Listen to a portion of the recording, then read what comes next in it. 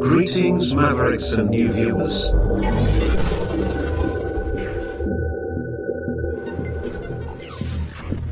Tonight, direct and live from the Maverick News Network World Studios. This is Maverick News with Rick Walker.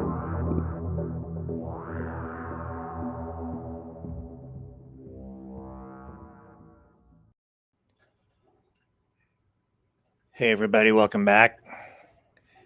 Great to have everybody here tonight on this crazy news day. That's the only word I can think of to describe today. We have this crazy Air India crash with this single survivor. How did that even happen?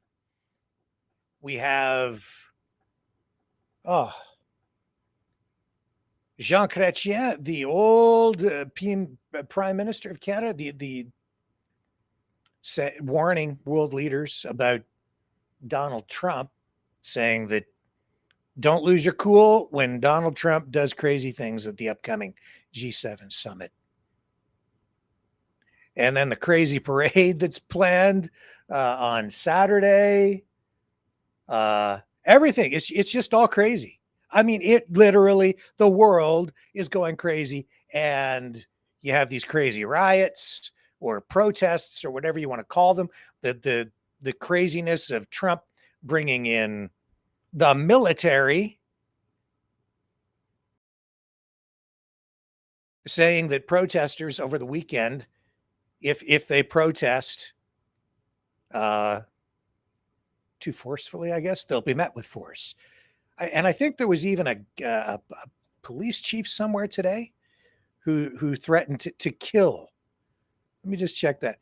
So this was in Florida, a Florida sheriff saying if you throw a brick, a firebomb, or point a gun at one of our deputies, we will be notifying your family where to collect your remains because we will kill you.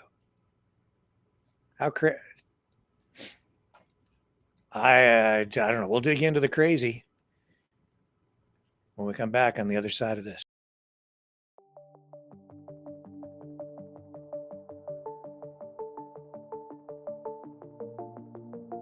Greetings, brave Mavericks. Our quest for truth continues. We go beyond fake news. Together we expose propaganda.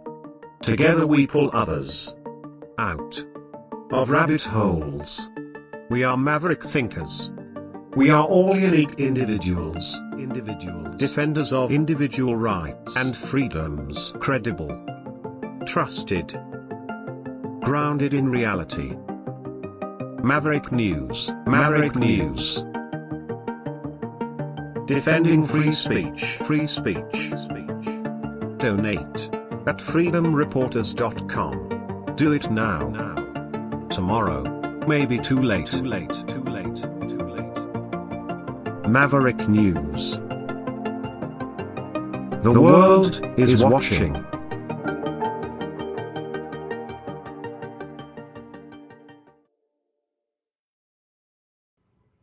Let's get things underway. Wow, a tragedy and a miracle. A story so crazy, it sounds like it was ripped from the pages of a Hollywood script. So let's dive into this devastating Air India crash that unfolded today and the astonishing tale of the one man who walked away from the inferno.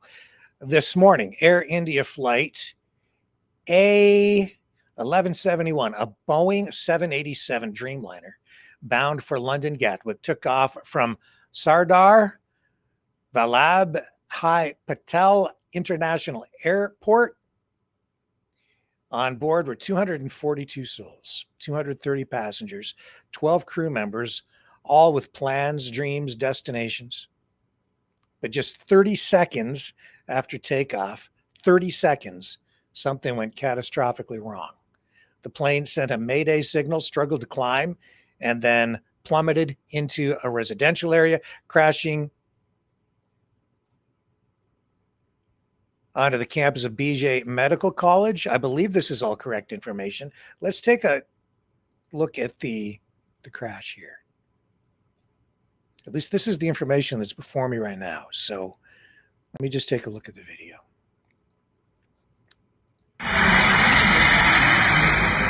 Is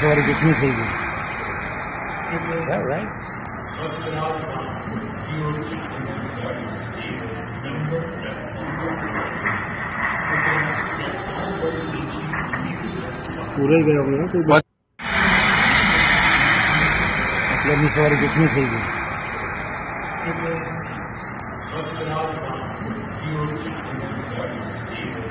Let's run it one more time. Yeah.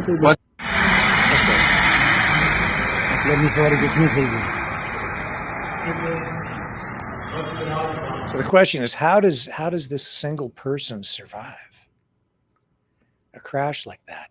Just unbelievable. The numbers are staggering. Authorities confirm, as I say, 241 of the 242 people on board were killed, making this the worst aviation disaster in a decade and the deadliest single plane crash in India's history. On the ground, the toll is still unclear, but dozens more are feared dead. This was the first fatal crash of a Boeing 787 Dreamliner, a plane touted for its cutting-edge technology, yet in mere moments it became a symbol of tragedy. Also, another stain on Boeing's reputation. Now, this is where as I say, this story takes a turn that is so unbelievable. It's hard to wrap your head around this, but amid the wreckage, the flames, and the unimaginable devastation, one man walked away. His name? Vishwas Kumar Ramesh, a 38-year-old British national. He was seated in seat 11A, right next to an emergency exit. We have his photo here. Let me bring this up. There it is. Now, according to reports, Vishwas told the Hindustan Times that just 30 seconds after takeoff, a loud noise rocked the plane, and then it all went to hell. The aircraft crashed so quickly, he barely had time to process it. But somehow, this man had the presence of mind to leap through the emergency exit. Police say he was found limping toward an ambulance, bloodied but alive, with impact injuries to his chest, eyes, feet. His clothes weren't even burned. It's almost too much to believe. Almost. It is. I'm having trouble believing it, honestly. I've got. I'll bring this up here. Okay, let's get this back up. Here's his photo. Now, I'm at this ticket, and that's him after the crash. Walking around.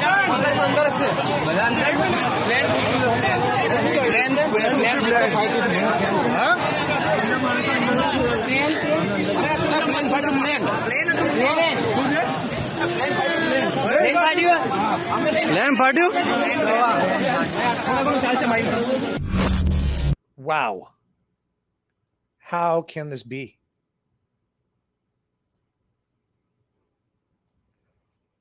It's crazy, right? I mean, it's a crazy story, a tragedy, and yet this miracle survivor.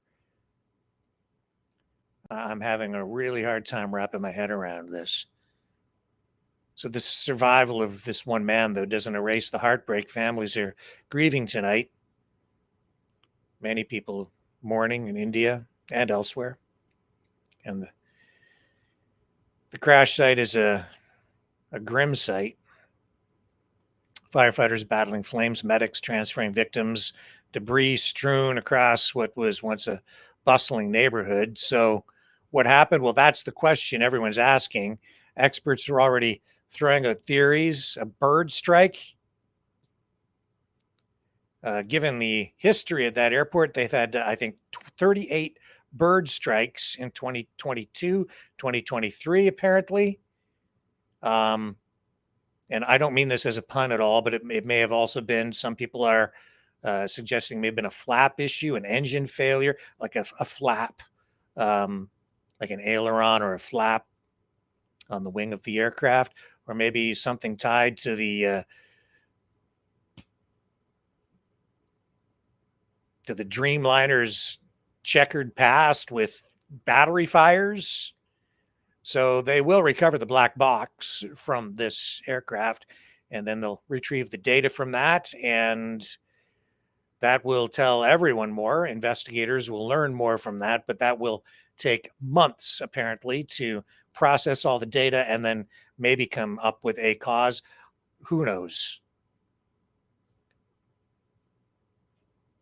U.S. Transportation Secretary says that there's no indication of broader safety issues with the 787, but Boeing's stock still took a 4% hit today. As I say, another stain on that company's reputation and the reputation of its products. So this is a reminder of how fragile life is. One minute you're buckling up for what should be a routine flight, the next you're at the center of a tragedy or a miracle. And Ramesh is living proof tonight that sometimes, against all odds, someone cheats death. But for the 241 who didn't, and the countless others on the ground whose lives were shattered, our hearts go out tonight. Air India has promised to investigate, and the world is watching. I'll be right back.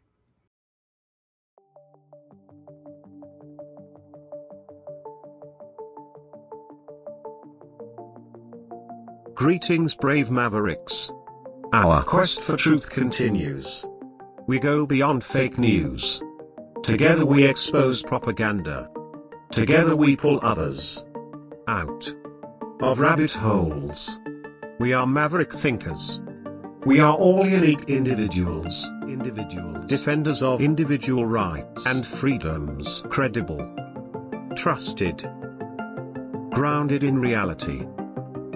Maverick News, Maverick News.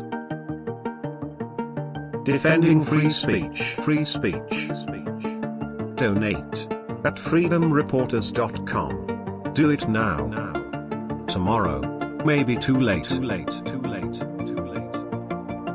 Maverick News. The world is watching.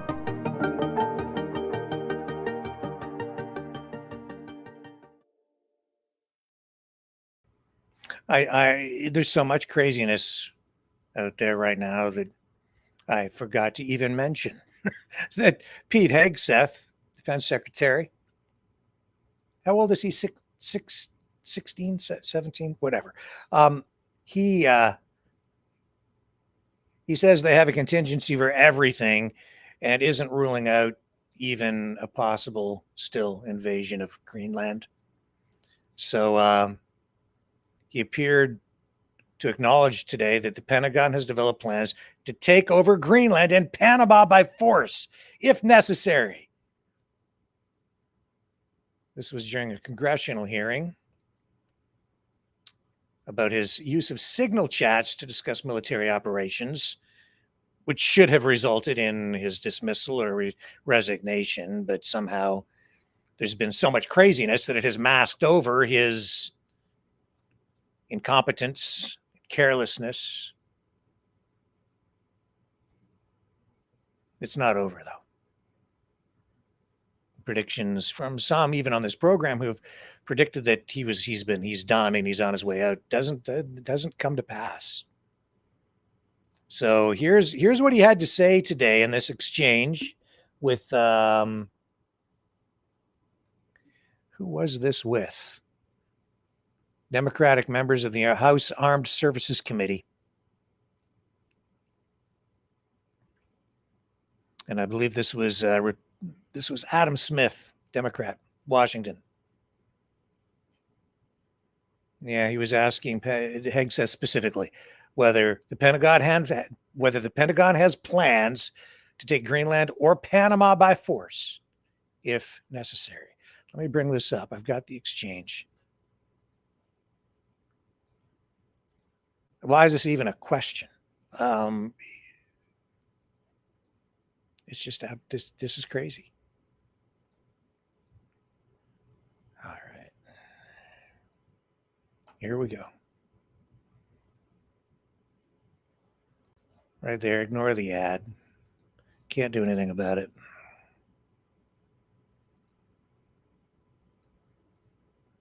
Get some audio. Is it the policy of the Department of Defense that we need to be prepared to take Greenland and Panama by force if necessary? Is this a policy that you have within the Department of Defense in accordance with the President's wishes? I heard what you said about those two countries and saying we need to worry about China. Well, we are worried about China. That wasn't my concern. China's malign influence in Panama. I was concerned with us China has saying control that of using ports military or force malign to influence take another over the sovereign Panama, country's territory. we should pay attention to that. Right. So Panama is very key terrain that we've focused on, and we've been willing to focus So we on, should as take it. is Greenland. We should key take terrain. it by military force. They're important. I'm not going to argue with that. The Arctic is I'm incredibly arguing with important, the and using adversaries are our trying to military gain- to take it by force. Our job at the DoD is to have plans. And Do you have a plan for that? Our job at the Defense Department is to have plans for any particular contingency. Including the contingency of basically Any invading contingency you need, we've got it. Any contingency you need, we got it.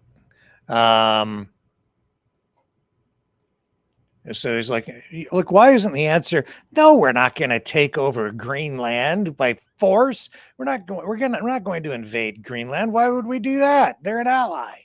Nope. That's not what we're getting. So this is sending up red flags, especially ahead of the G7 summit, which is coming up within days in Canada. And before we get to what former Prime Minister Jean Chrétien had to say today about all of that, let's go to, I've got a clip here from Joe Walsh. Now, Joe Walsh is an American conservative talk show radio host, former politician, served one term in the United States House of Representatives for Illinois, 8th Congressional District. He served from January 2011 through January 2013 after defeating a three-time incumbent Democrat, Melissa Bean. And he, even as a Republican, he has been sounding alarm bells about Trump for a number of years. It came from the MAGA base, now no longer a Trump loyalist. And on Times Radio, issued this warning today to world leaders. Here's Joe Walsh. How scary. Like how we're talking about the leader of the free world, this country. And we haven't even talked about, right, the fact that we are no longer part of the free world because Donald Trump is on Putin's side. Donald Trump works for Putin. I'm not saying that they pay him, but he's clearly a Russian asset. So we haven't even gotten into America's relationship with the rest of the world. All I say generally is if you are the rest of the world and you belong to the free world, ignore us for 3.5 years. I mean that. We're not your friend. As long as Donald Trump is in the White House, America is not your friend. United Kingdom and France and Germany and all of the rest of you. And that seems to extend it to Canada as well these days with all the saber rattling that's been going on and the apparent desire to expand territory.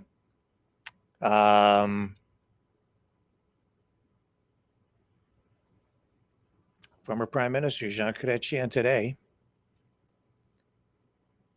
says dignitaries attending next week's G7 Leaders Summit in Alberta should avoid engaging and he used the word, not me, but it did prompt me to use it in the thumbnail and talk about things in this context tonight.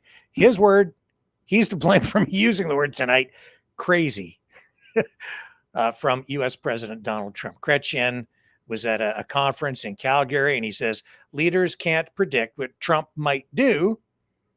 And well, I'll just let his clip speak for itself. Let me bring him up.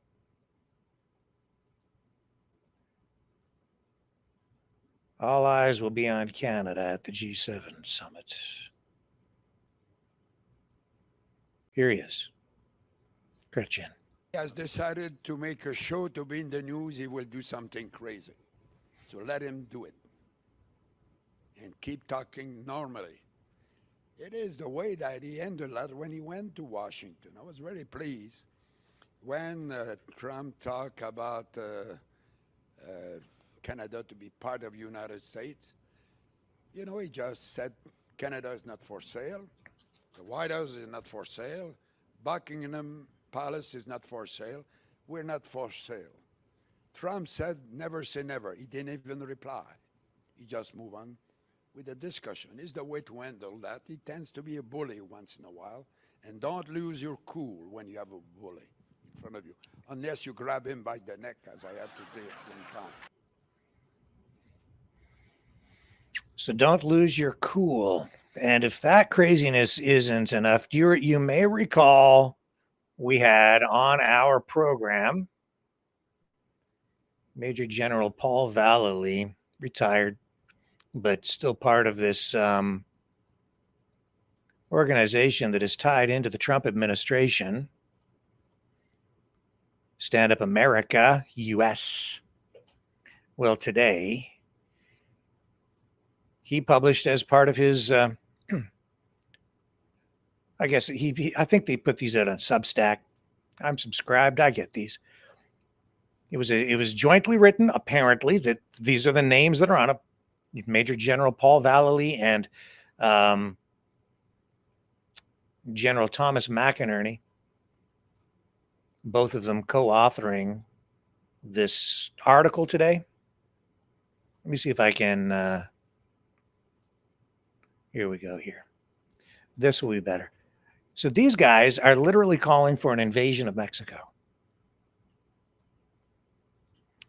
And I told you, they also, well, General Vallely, he was directing some, not all, some of the key players who were there, I think, with ulterior motives during the Freedom Convoy in Canada, telling them how to move trucks, where to go, what strategies to use. And he is all about Canada is already the 51st state. So he's been talking about absorbing Canada into the US and maybe doing things up here too. We could dig into that another night in more detail. But we had him on the program, and I showed you, and we asked him about some of this stuff. Directing it's foreign interference in my view. I think it's hard to deny that. And here, talking about the Chinese influence on the Mexican side and the drug cartels, but a law enforcement approach is not enough. He's advocated for this kind of thing for a long time, saying in 2025, America faces an urgent and undeniable threat along its southern border, one that demands a bold, decisive military response. The drug cartels operating in Mexico can no longer be treated as mere criminal organizations. They are heavily armed, well-financed, and control large swaths of Mexican territory. These cartels function more like foreign paramilitary forces than gangs, and their reach extends deep into American cities and towns. Well, yeah. When I'm reading this, you can take it at face value, and you can believe the perspective that is offered up here. But I see much more deeply into it than that. What this is manufacturing consent. In the last Trump administration, the first time he was in office, there were people who were pulling back the reins, telling Trump, you can't do that. You can't use military intervention in Mexico. You need to treat this like a law enforcement issue, which is really what it should be, and securing the border. Now, in this article, Vallely and McInerney both talk about a huge problem with gun smuggling from the U.S. into Mexico, where the drug cartels are that's how they're getting all these weapons, machine guns, and like pretty heavy duty stuff. He talks about it down here. These are things that he claims. Cartels such as Jalisco Nueva Generacion and the Sinaloa cartel are now equipped with military-grade weapons, including 50 caliber sniper rifles, RPG-7 grenade launchers, and full auto PKM machine guns. Well, these are all American weapons.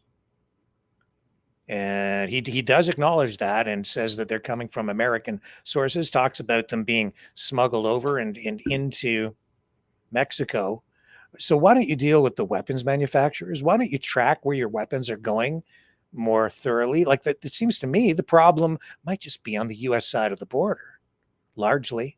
And if you didn't let your weapons flow over the border, maybe you wouldn't have the problem on the other side of the border, if indeed you even have the problem over there, because these are the guys who have been cooking up this whole narrative about Canada being this,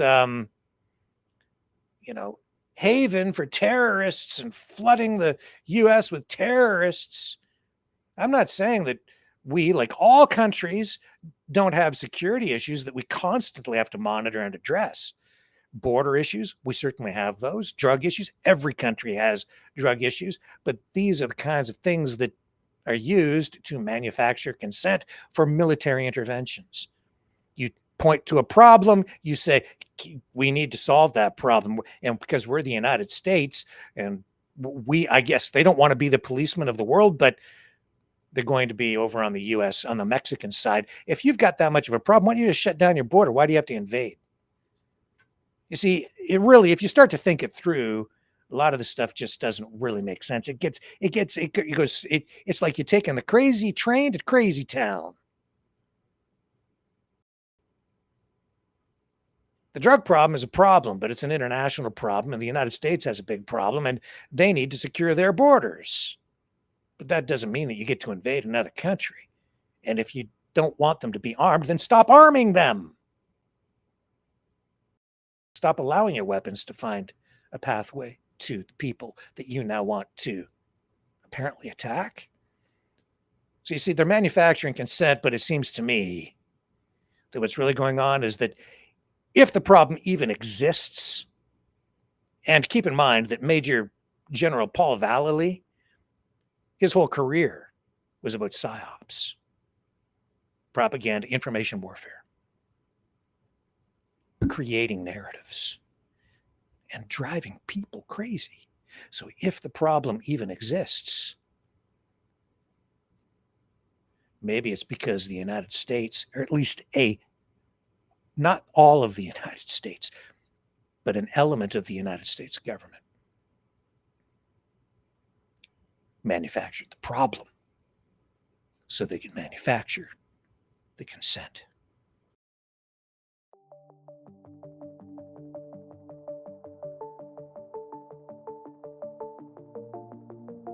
Greetings, brave Mavericks.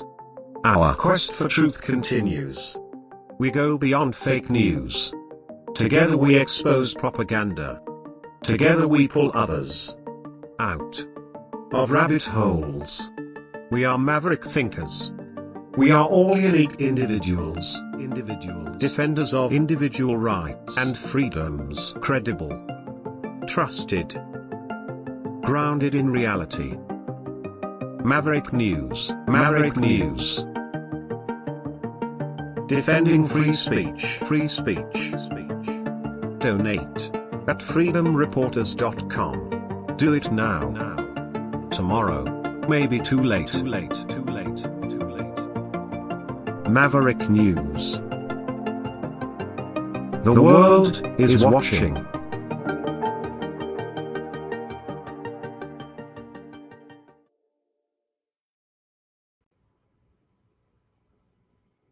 Yeah, and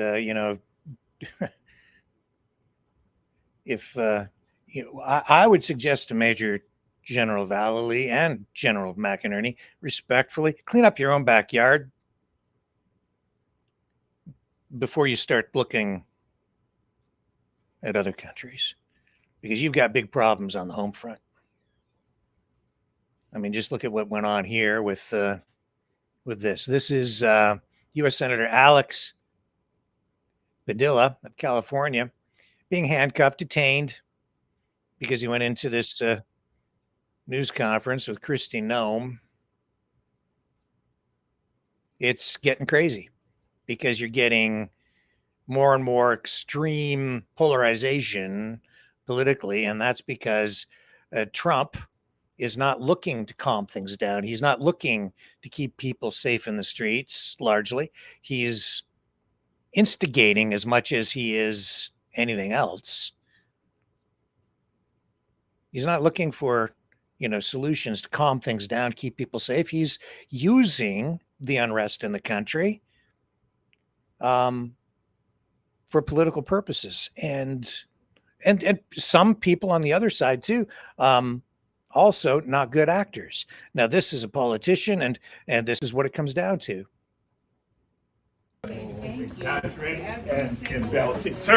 Sir, hands up.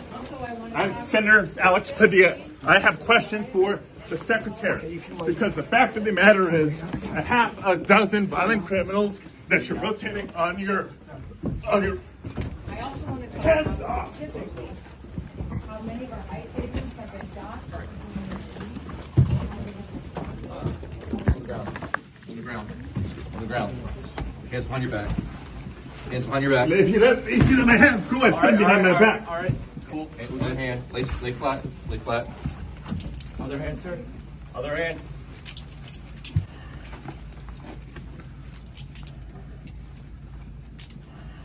There's no recording allowed out here. I did not know. There's no recording allowed out here per FBI, right? So what, I'm sorry? There's no recording allowed out here. That's my boss. I have to There's no record recording everything allowed for out us. here. You can record. There's no recording allowed out here. I'm not a member There's of the no press. recording allowed. I understand that, sir, but There's no recording allowed in here. What happened to free speech?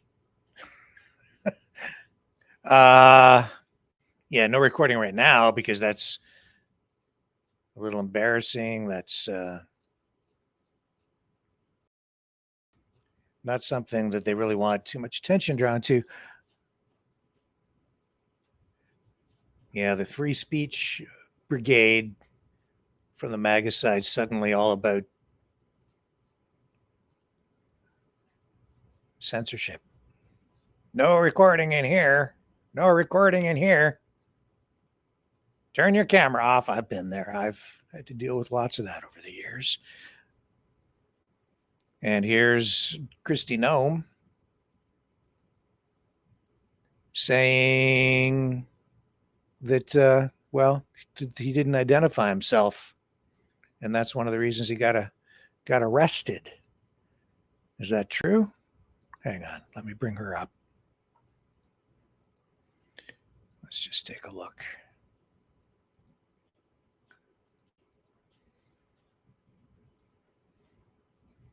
Here she is.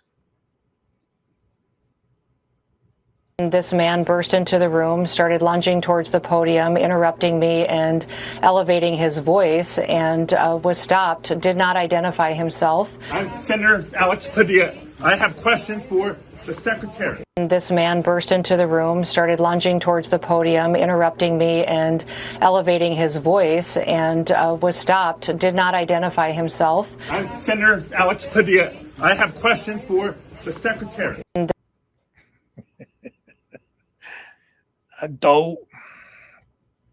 I think maybe he identified himself. Politics, it's a blood sport, and it's getting worse. It's going to get a lot worse. It's going to get a lot worse. Okay, I need to take a short break again to get some stuff queued up. I shall return on the other side of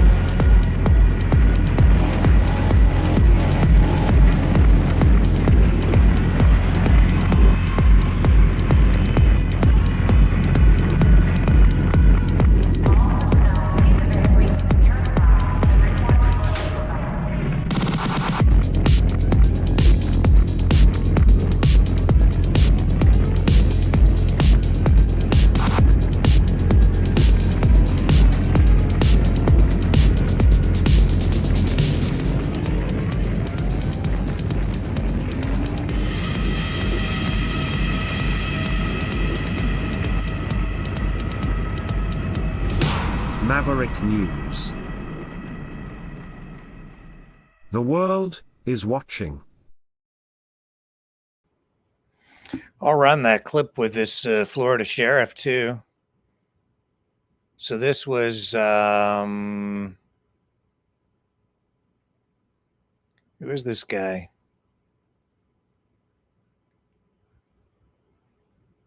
Brevard County Sheriff Wayne Ivey. Talking tough. When I see law enforcement, military leaders, politicians talking tough, I get nervous.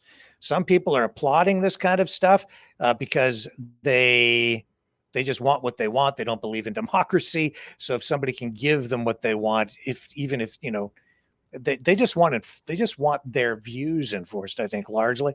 It's a dangerous, slippery slope, folks. I'm just telling you, because if you embrace authoritarianism and the use of force to get what you want politically, you're just asking for trouble, because it'll come back to bite you on the butt. What's going on here makes me nervous. I understand the desire to enforce the law, but public safety should be the paramount focus of law enforcement. Safety of everyone, including suspects and perpetrators of a crime. You should be keeping them safe too, and then putting them on trial. That's the whole objective. But, whatever. This is what the guy says today. Here it is. So I'm gonna break it down for you, all right? And if somebody wants to know what I mean by turn violent, all right, this is what I mean. If you resist lawful orders, you're going to jail. Let me be very clear about that. If you block an intersection or a roadway in Brevard County, you are going to jail. If you flee arrest, you're going to go to jail tired, because we are going to run you down and put you in jail. If you try to mob rule a car in Brevard County, gathering around it, refusing to let the driver leave, in our county, you're most likely going to get run over and dragged across the street. If you spit on us, you're going to the hospital and in jail. If you hit one of us, you're going to the hospital and jail, and most likely get bitten by one of our big, beautiful dogs that we have here. If you throw a brick, a firebomb, or point a gun at one of our deputies, we will be notifying your family where to collect your remains at, because we will kill you graveyard dead. We're not going to play. This has got to stop. You're watching what's taking place out there. You're seeing police officers that are being attacked, being spit on, being put in harm's way just for doing their jobs. You're seeing ICE agents that are being targeted for doing their jobs. And you're seeing obstructionists that are doing all of this, standing in the way of law and order. I understand the concern. I even understand the attitude. But coming from a sheriff or a police chief, in my opinion, wrong words. Wrong words. Enough said about that. Danielle Smith, Alberta Premier. Controversial. Things are heating up there too. So, some say separatist. Comes from a separatist background. Certainly tied in with a lot of separatists in Alberta. Does she really want to tear the country apart? Some people think so. There she is at a, what was this? This was a news conference. This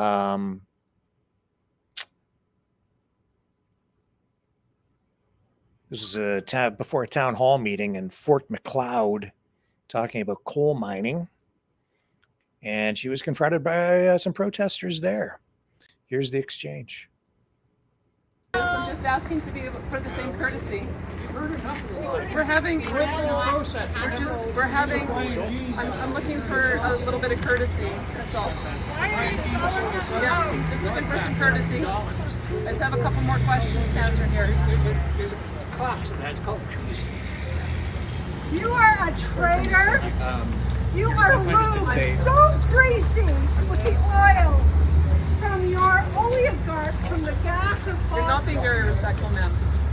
You've had your say. Poisoning our water Let me- is let me have- let me disrespectful. finish my words. You have no poisoning our water. So the protest kind of stole the headlines there today.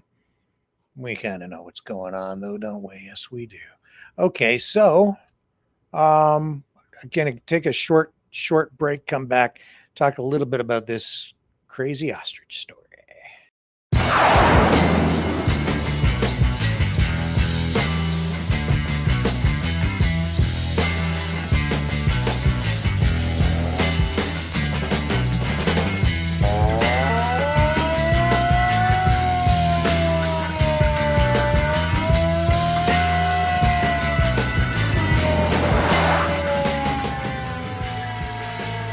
Maverick News.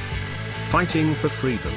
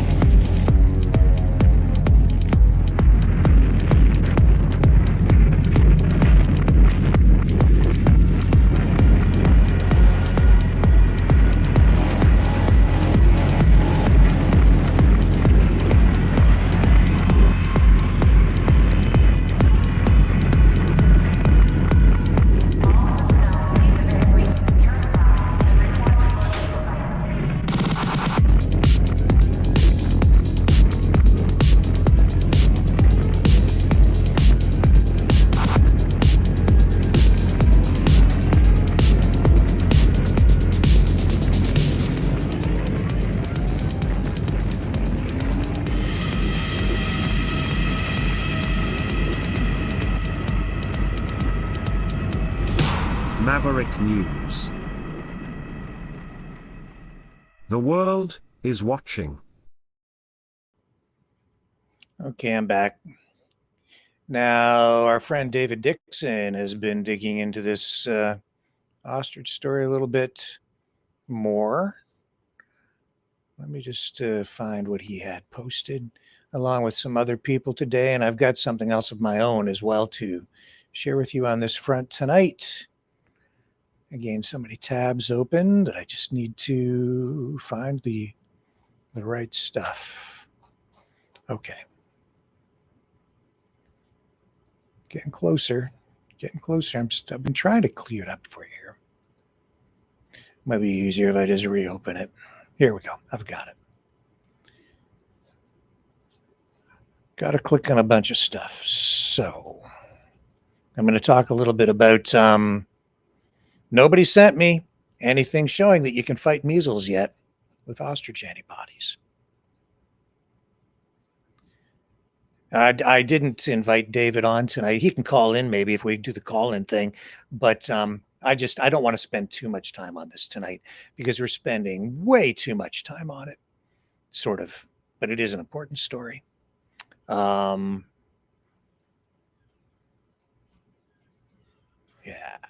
Okay. So too many things to click on to get these things up on the screen. So here we see David's been kind of tracking some of the contracts, money, these companies that were set up by this ostrich farm, Universal Ostrich Farm out in Edgewood, British Columbia, where the Canadian Food Inspection Agency has ordered a cull to kill the ostriches because of an avian flu, bird flu outbreak at the farm, H5N1, specifically as the strain, or a strain of H5N1, which is particularly virulent. It apparently killed a poultry worker in Ohio, but the main concern is not transmission to humans, which is rare, can happen, but rare at this point. The problem is it rips through, in particular, chicken flocks and just destroys chicken operations. So it's threatening our food supply. The approach has been for quite some time to cull flocks when they become infected. Chickens, the main problem. The ostriches are kind of an unusual animal to be farmed in Canada, not terribly common, but we have this ostrich farm out in Edgewood, BC. Long story, we've been covering it extensively. Farm owners have delayed this using court proceedings and challenges for nearly 6 months now. David today bringing up this information because they've set up a number of companies over the years. This is something that happened right in, what was this? This was in May 6th, 2020. And we'll get David back on to talk about this in more depth and along with other information as well. But this is an intent to purchase, I guess, masks, or actually to purchase antibodies, I guess. Further to our recent correspondence, we are pleased to provide this letter of intent. The objective of this letter is to provide an indication of Breathe Medical Manufacturing Limited's Breathe Medical interest in effecting a transaction that will result in the purchase of Breathe Medical Ostrich antibodies provided by Universal Ostrich. That's the farm. There's David Belinsky. This was entered into court as a document. This company has exclusive Canadian rights to apply the antibodies to medical masks, specifically disposable surgical masks, N95 cup masks, N95 and KN95 flat fold masks. This is what was being worked on over in Japan with through their collaboration with Dr. Yasuhiro Tsukamoto at Kyoto University. It's a small educational institution. They have about 1,500, 1,800 students in total. And they were doing research into infusing masks with ostrich antibodies to detect, at that time, COVID. If you were breathing COVID in, the mask, they say, would glow, I guess under probably ultraviolet light of some kind. So if you put it under the light, it would glow. I don't think it would just glow in the dark, or maybe it would. I don't know.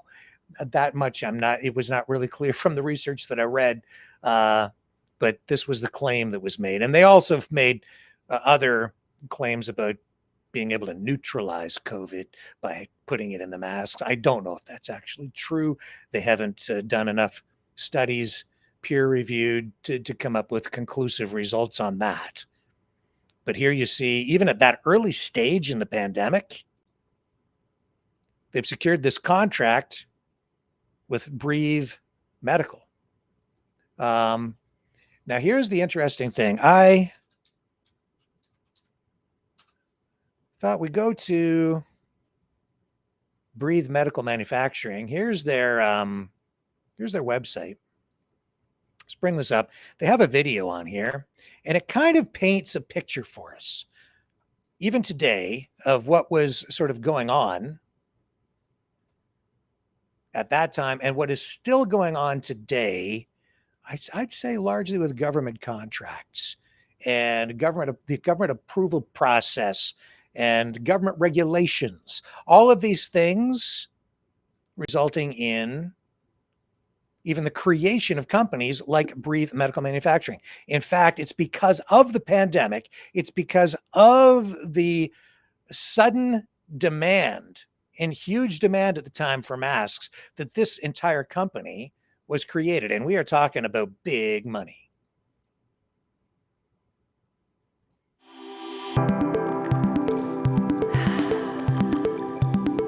My name is Robert Balaz. I'm the president and CEO of Breathe Medical Manufacturing. Breathe Medical Manufacturing is a company that manufactures predominantly medical masks, ASTM standard products, as well as N95 masks. We incorporated the company in March of 2020. In April of 2020, we got a federal government contract for manufacturing 46 million ASTM standard level 1 masks, which was the kickstart to the company as we know it today.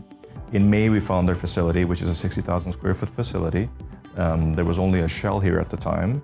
We went from 0 employees in May of 2020 to 175 employees within about a 4-month time, and we were producing in full production mode in August of 2020. We're happy to say that in a downturn economy, not only were we able to provide a highly needed product that will protect our frontline workers and now also the individuals that are buying from us and companies that are buying from us. But we've also been able to come up with a solution that provided jobs for many, many people and their families. The long-term vision for the company really is to be a sustainable player in the market, and not only a sustainable player, but a leader in innovation and also top quality Canadian manufactured product. Predominantly in the health sector, our health sector is really dependent on quality, consistent supply, which we've seen as a huge problem in the pandemic. But now that we have been able to fill the government contract, really want to turn our focus to help not only government agencies, but also local businesses, dental offices, construction industry. There's a lot of industries out there that need PPE on a consistent basis. So we want to be a solution to that. Well, the biggest thing, like as far as the challenges that we have seen in Canada, honestly, have had to do with consistent supply. The consistent supply all we need to do is just look in the media today and look at all the different products that have come into our country that have not been validated for quality. And now people are getting more and more educated, but not only people, industry is getting more and more educated. This is a brand new industry in Canada. We have never seen manufacturing of PPE in Canada at this level and at this scale. Consumers need to be educated, but also industry needs to be educated. And it's evolving and it's developing. We are driving that as much as we can as leaders in that. What's happening is every dollar we spend in Canada, when you're spending that on PPE and health spend, if you look at health spend in Canada, for example, the health spend represents a huge portion of the federal budget. Why not use our health spend to generate economic recovery for our country? Not only does it ensure that jobs are created, but it also ensures that the quality that our frontline workers and consumers get is the quality that they deserve. When I think of what I'm mostly proud of with what we have done in a short amount of time, is the culture we were able to build, the people we were able to impact, the jobs we created, and how we were being able to pay back into the economy. That's really what I'm mostly proud of, and the team that we have built. Obviously, we were able to help Canada with a great need, and I'm glad to say that we were a part of that. We're part of the solution, and that really makes me proud.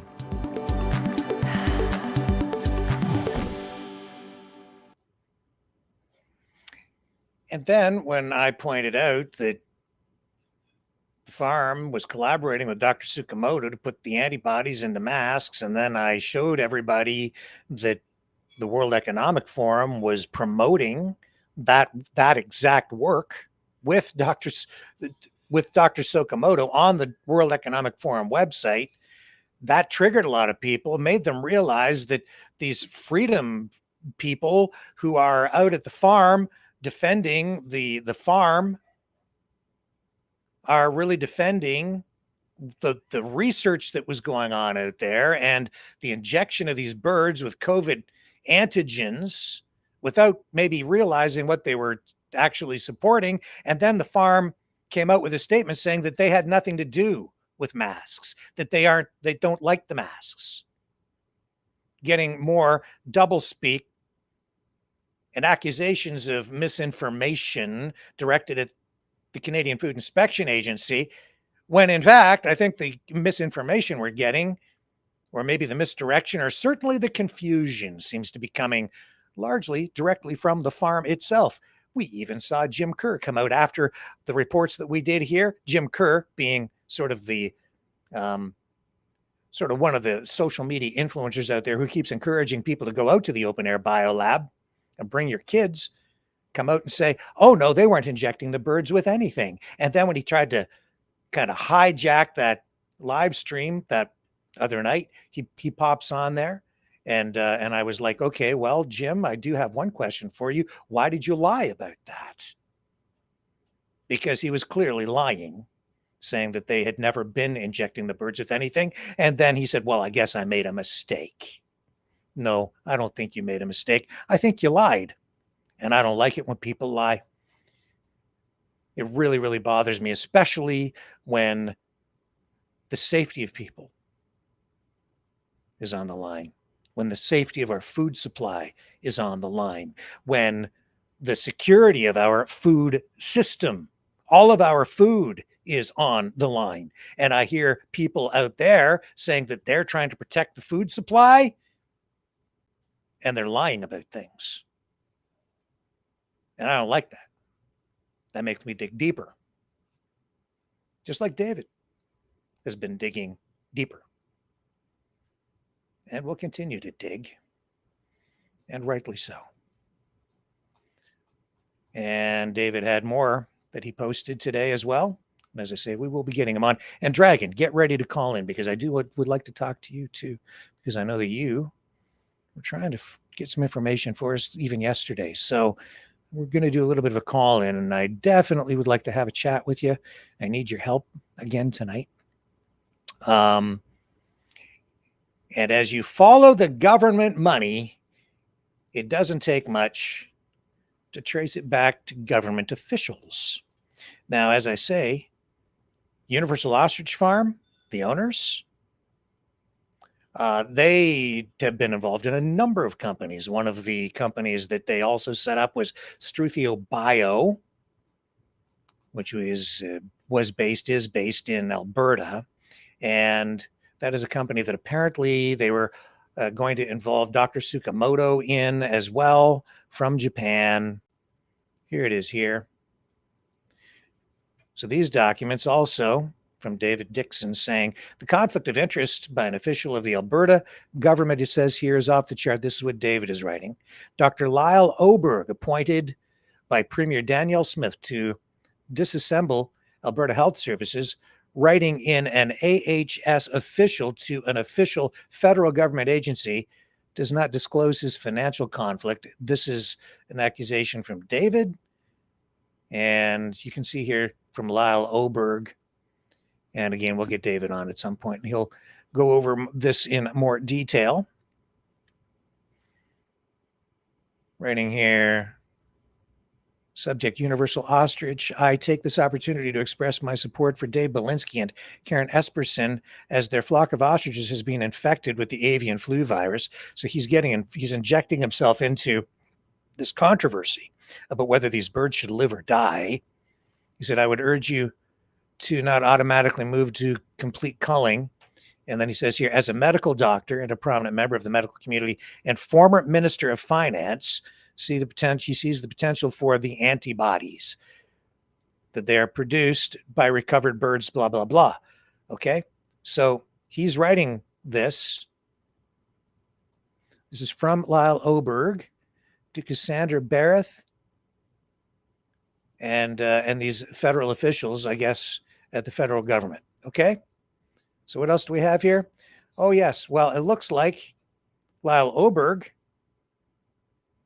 who is presently the chairman of Alberta Health Services,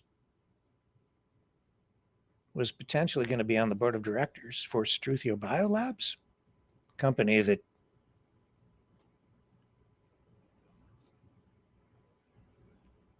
the owners of Universal Ostrich Farm are involved with. So is that actually true? Well, it looks like we've got some evidence of that. I guess that's a great question to be asking Mr. Oberg. Welcome to the freedom movement's worst nightmare, Struthio Bio, the unlicensed ostrich experimental research farm. Right there. Board member on Struthio Biolab. Does that seem appropriate? And now he's saying, oh, don't kill those ostriches. Why is he even involved in the conversation? David's also been kind of mapping things here. Tracking the Universal Ostrich Farm and Network, the extent of the true Struthio Bio Network. And we're told that this is a small family farming operation. In reality, this has been the largest, described as the largest ostrich farm in Canada. A lot of property out there that they've been using. And they, over time, have been supplying other farms with ostriches, tugging at the heartstrings now. People saying, oh, don't kill the ostriches. Our ostriches are special. We give them all names. Even claims that the ostriches know their names. You can call them by name. I haven't seen evidence of that, but that is another claim that they've been making. And here's a map. Again, that David has provided. He he's identifying here, what we really have out there, according to other court documents, is a farm divided into parcels. Some question about ownership because there is ongoing litigation, dispute over ownership. Apparently, there was some financial distress. Somebody stepped in, bailed things out by purchasing at least a portion of the land, maybe all of it. It's divided into different parcels. It's all kind of seems to be in dispute.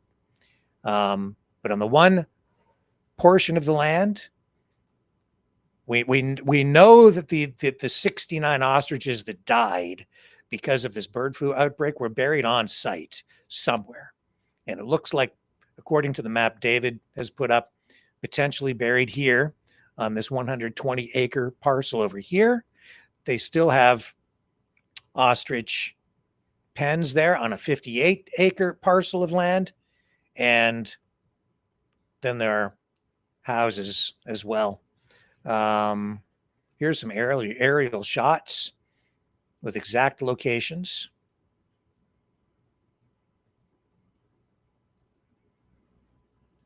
So you can see it's a sizable property.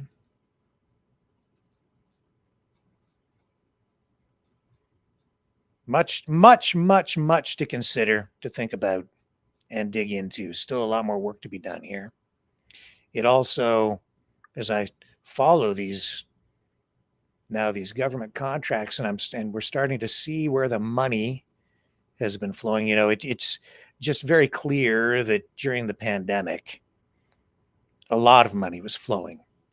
Research grants to a lot of people, a lot of different companies. Just yesterday, we saw the Auditor General come out with an additional report about how, the federal government really has not been as careful about awarding government contracts as it should be.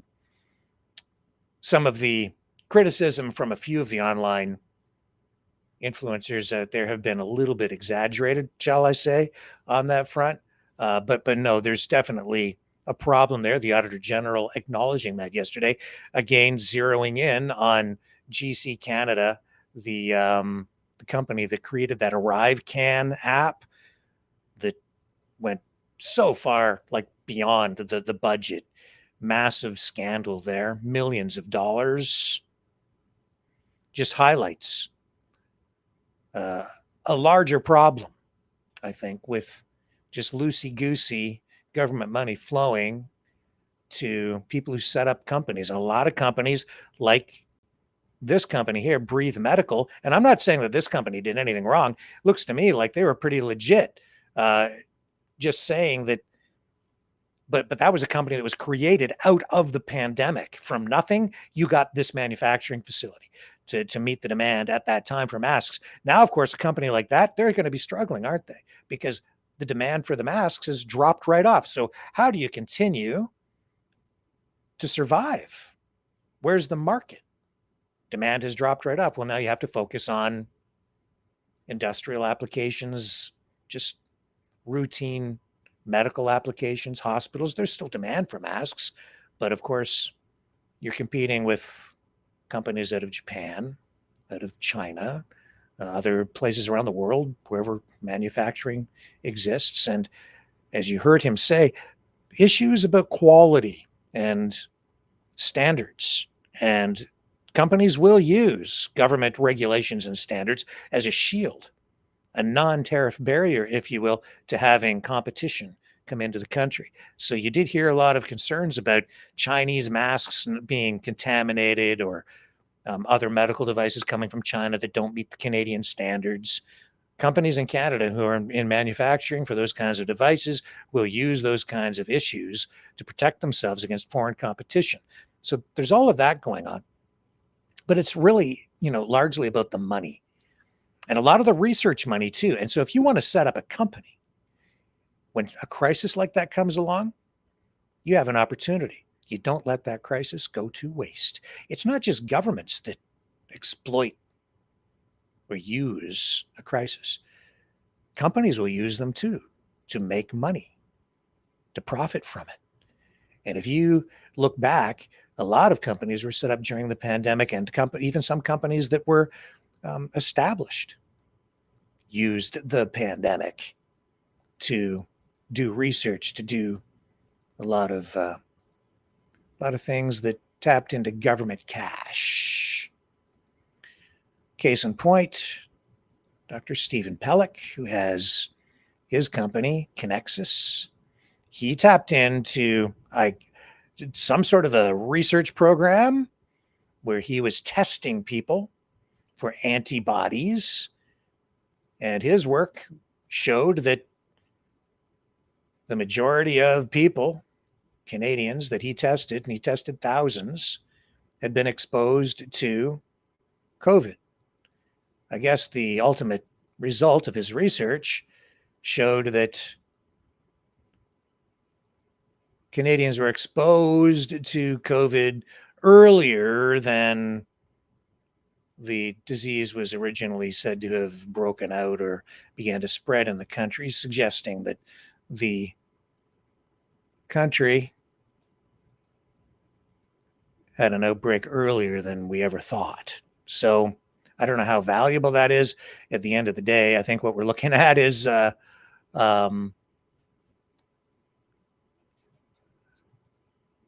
kind of an obvious thing. In other words, we had a pandemic and people got exposed. The presence of antibodies inside humans is such that during a pandemic, what happens to people? You get exposed to the virus, right? And then everybody exposed, your body then develops antibodies to it. So he made a lot of money with that. Now I need to find the clip that I was looking for. So let me, again, take a little break here. We're going to come back, and I've got some more on this front to share.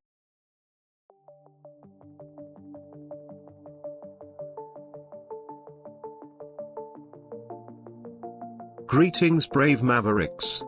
Our quest for truth continues. We go beyond fake news. Together we expose propaganda.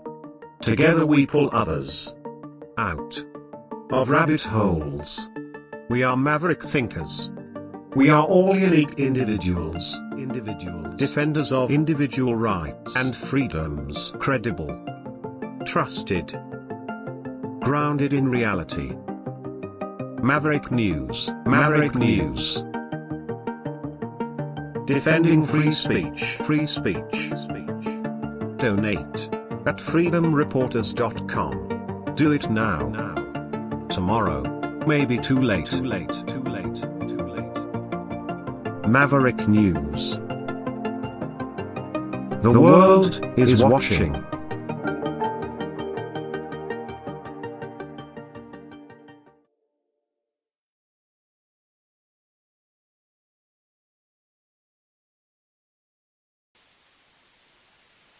You know, someone very profoundly once said many years ago that if fascism ever comes to America, it'll come in the name of liberalism.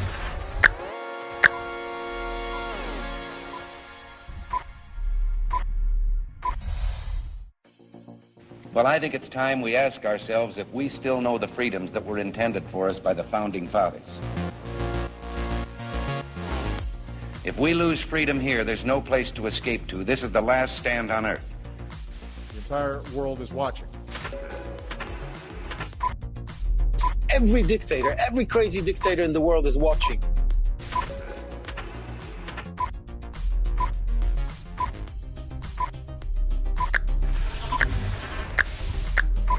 The world is watching. On TV, the entire world is watching. On social media. But the entire world is watching, and yes, they are seeing what we have apparently bravely been willing to say that others are thinking. Stand for freedom. Literally stand for freedom. Let's get this done. The entire world is watching. We're at war with the most dangerous enemy that has ever faced mankind in his long climb from the swamp to the stars. Maverick News. Maverick News. Maverick News. Let me have more control of my own destiny. The world is watching.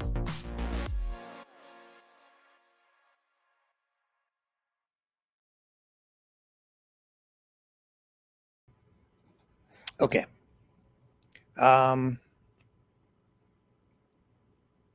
Speaking of research, okay, so Dr. Stephen Pellick, he did that research into antibodies in humans, right? Well, the interesting thing got me thinking about a comment he made in the interview that was posted on Facebook with Drea Humphrey of Rebel News, and she's been promoting the ostrich side or the farm side of this. Don't kill the birds, save the ostriches side. She said that she was even the one who was instrumental in setting up and supporting the website where they've been generating a lot of the money that's been going out there. I think that the website she was involved with has generated about $140,000 so far in donations. And Dr. Pellick in the interview here says that even though, well, he talks about the research that's been going on out at the farm, acknowledging that, yes, these birds have been injected with COVID antigens as part of their ongoing research out there over a number of years from 20. See, they used to sell the birds for food, used to slaughter them and then send them to market. And then in 2020, they pivoted to research exclusively. There's the word, exclusively. Seems like maybe there was some research that was going on at the farm before 2020. And that piqued my interest as well. Anyway, here's the exchange between Dr. Stephen Pellick, a virologist, I believe is what he is, who was a witness advocating for the farm in the court case where they were trying to stop the culling of the ostrich flock because they've been infected with bird flu, a flock that the farm claims is healthy. Reports, I actually provided them with the testing results from the summer of 2024 with our epitope mapping of the different antibody response to the different proteins in the virus from these birds. So he's saying he was involved in testing. Okay, so he's involved. So we have that established. And he also tested an egg that was frozen, apparently, that dates back some 5 years ago, that tested positive for bird flu antibodies, saying that the birds were exposed to bird flu, not COVID, because we're dealing with two different things here, right? The research into COVID plus avian influenza, bird flu, and we're now told that they found the antibodies from 5 years ago for bird flu, which is significant. that wasn't done on site. Right. So that's why the way they've couched those words, technically, they haven't lied, but in fact, they're giving a misrepresentation. But I think what they were referring to more specifically. Okay, he's talking here now about the CFIA. They're claiming the CFIA, Canadian Food Inspection Agency. This is not like the United States CIA, Central Intelligence Agency, spycraft, and all of that international, espionage, blah, blah, blah. These are the hamburger police, okay? These are the people who keep your food safe. These are the people who are coming out to the farm. It's the Canadian Food Inspection Agency. They have a lot of power. Of course they do, because it's their job to make sure that farms follow rules, that food processing facilities follow rules, so that food isn't contaminated with chemicals or parasites or filth of any kind or E. coli or salmonella or disease, so that it doesn't get into our food supply. It's the hamburger police. That's who it is. I think when people hear CFIA, they're thinking it's like the CIA or something. It's the hamburger police, okay? And what he's talking, they're trying to say that the hamburger police have been lying about their ostriches and spinning up propaganda, and that they're all lying. Anyway, the CFIA apparently as part of the court proceedings, they were asking for research documents dating back many, many, many, many years ago. Research that was conducted between the University of British Columbia, researchers there. I don't know if Dr. Pellick was involved in any of this or not, but they asked him about it. He talks about it here. This goes all the way back, I guess, to like the 1990s.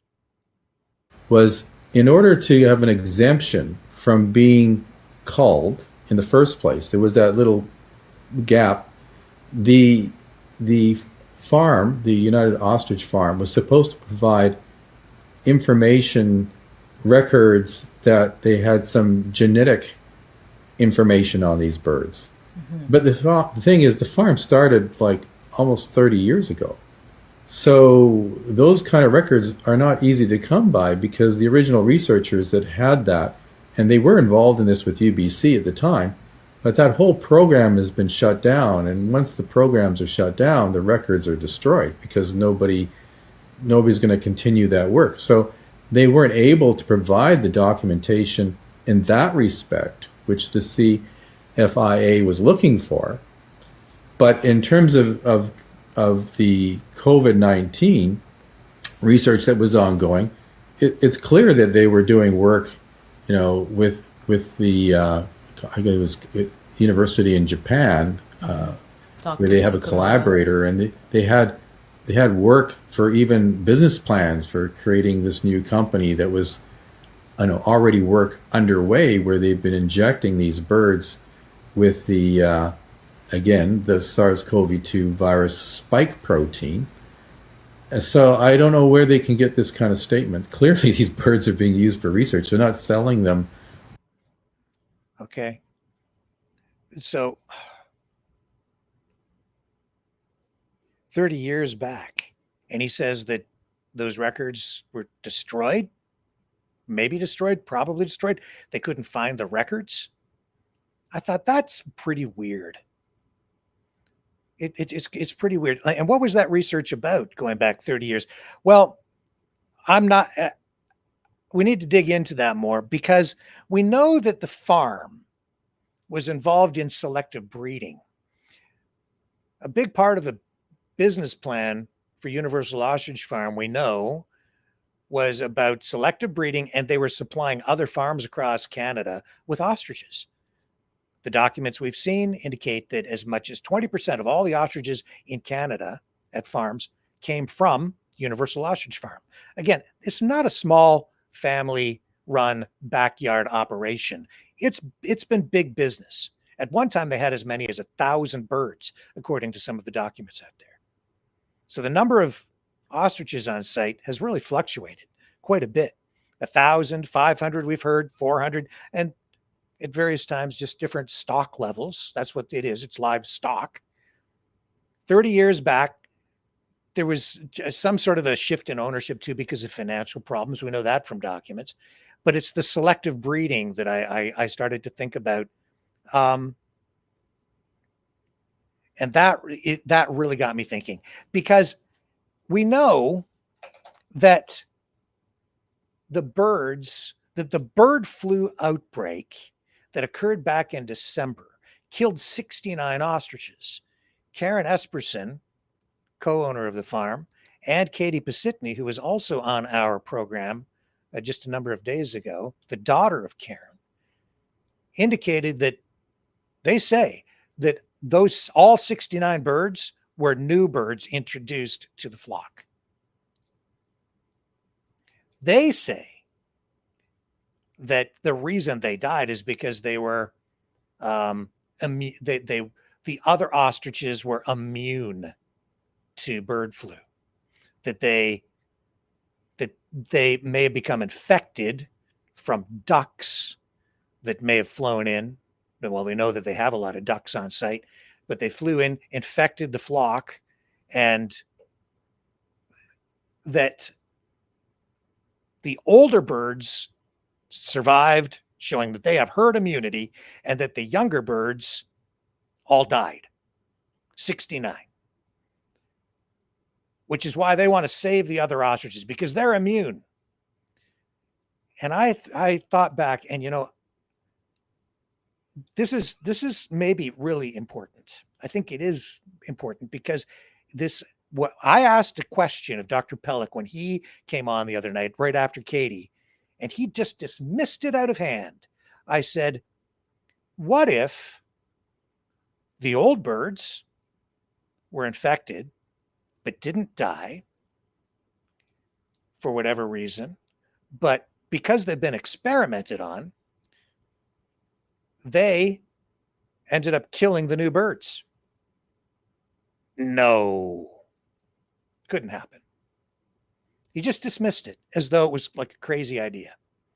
I thought, no, I don't think it's such a crazy thing. You're experimenting on these birds. You've been injecting them for 5 years with COVID antigens. We know that they've been injecting them because we've heard Katie herself say that they were injecting them with various strains, like different versions of the COVID antigens to address each different strain of COVID.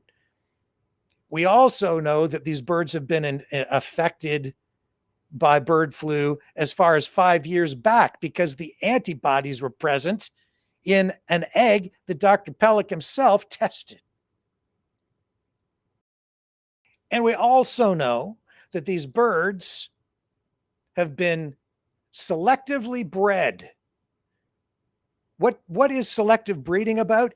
It's to create a bigger, better, stronger, or whatever kind of bird you want through selective breeding and genetic. They were also involved in genetic fingerprinting of ostriches. That's the research that was, I guess, done with UBC, was research in that vein. It was all about genetics.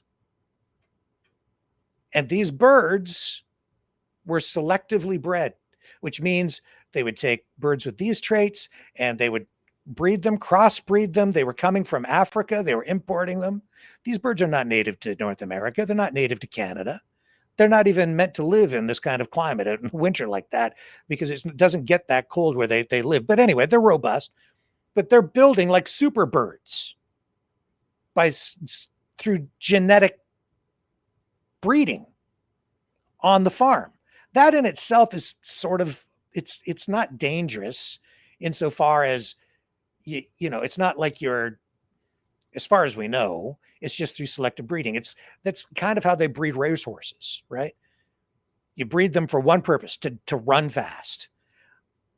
But I also know, just from my experience covering agricultural stories over the years, that and science stories, as a journalist, a little more than a layman, but not a scientist myself. But I do know this: when you get involved in selective breeding and genetic selection, and you start doing that kind of thing, you get something called genetic erosion. What happens is that because you're only breeding animals for a specific reason, they become very strong in one area, but because you're excluding other traits, they become deficient in other areas, or can become deficient in other areas. So you might have a horse that runs very, very fast, but it can be very susceptible to certain diseases. It could be very strong and a super fast horse, but maybe susceptible to a virus that could kill it because it's been selectively bred. And there becomes then sort of a lack of diversity in the genes because you're only ever taking genes or breeding into that animal certain traits and ignoring everything else.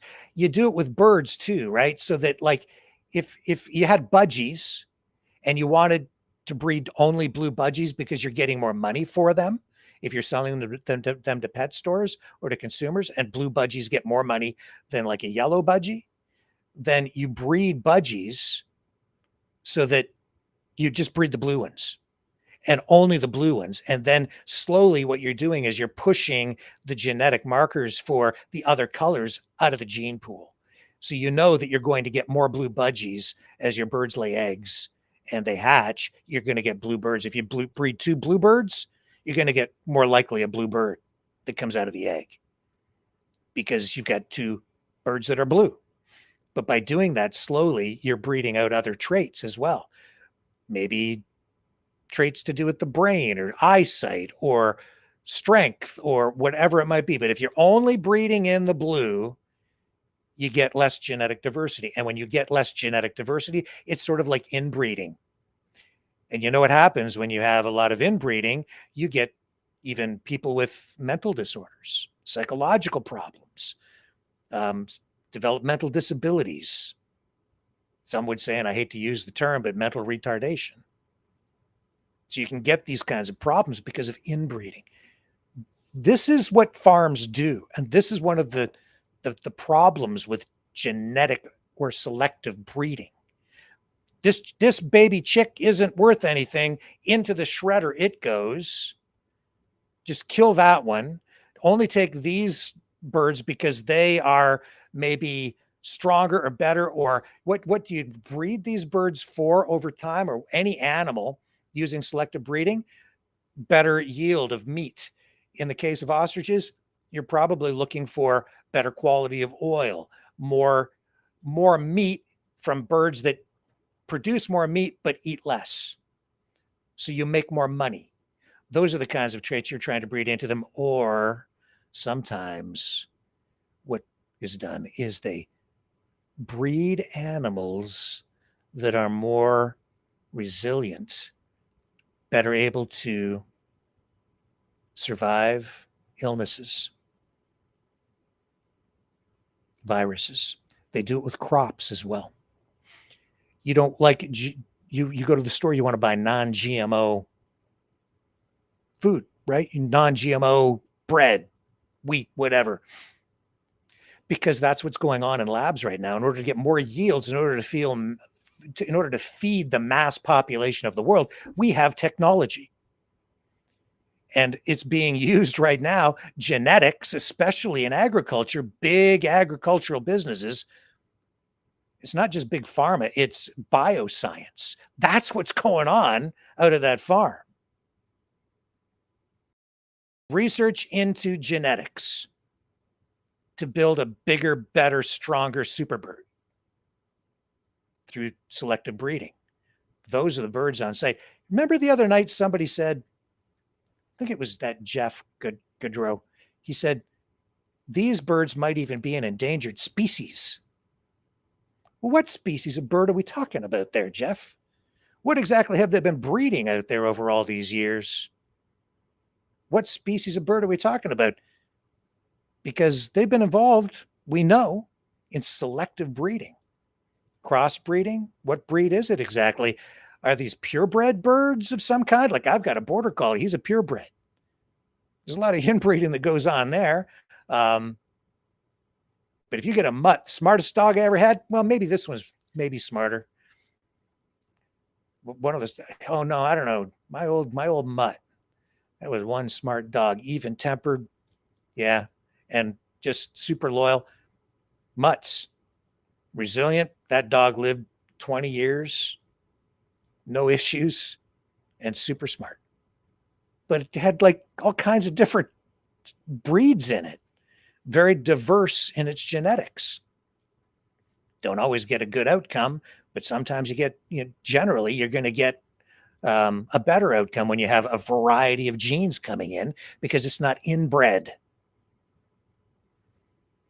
Point is, this is what's been going on at the farm is selective breeding because they're trying to breed birds that are more profitable. That's what farms do. But profitable for what purpose? Food production or research? Don't know. Need to dig into that more. We do know that Dr. Pellick has indicated that they were doing research into this with UBC like as far back as 30 years ago. So it's serving a dual purpose: selective breeding, while at the same time providing birds to farms across Canada. And nothing wrong with any of that.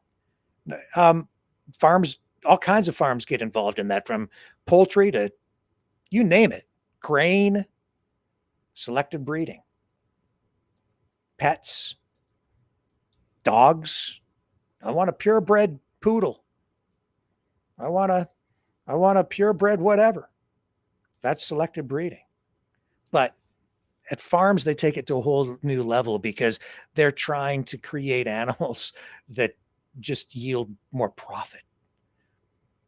Or they do research on animals as well to see what kind of experiment. They'll do experiments on them into diseases.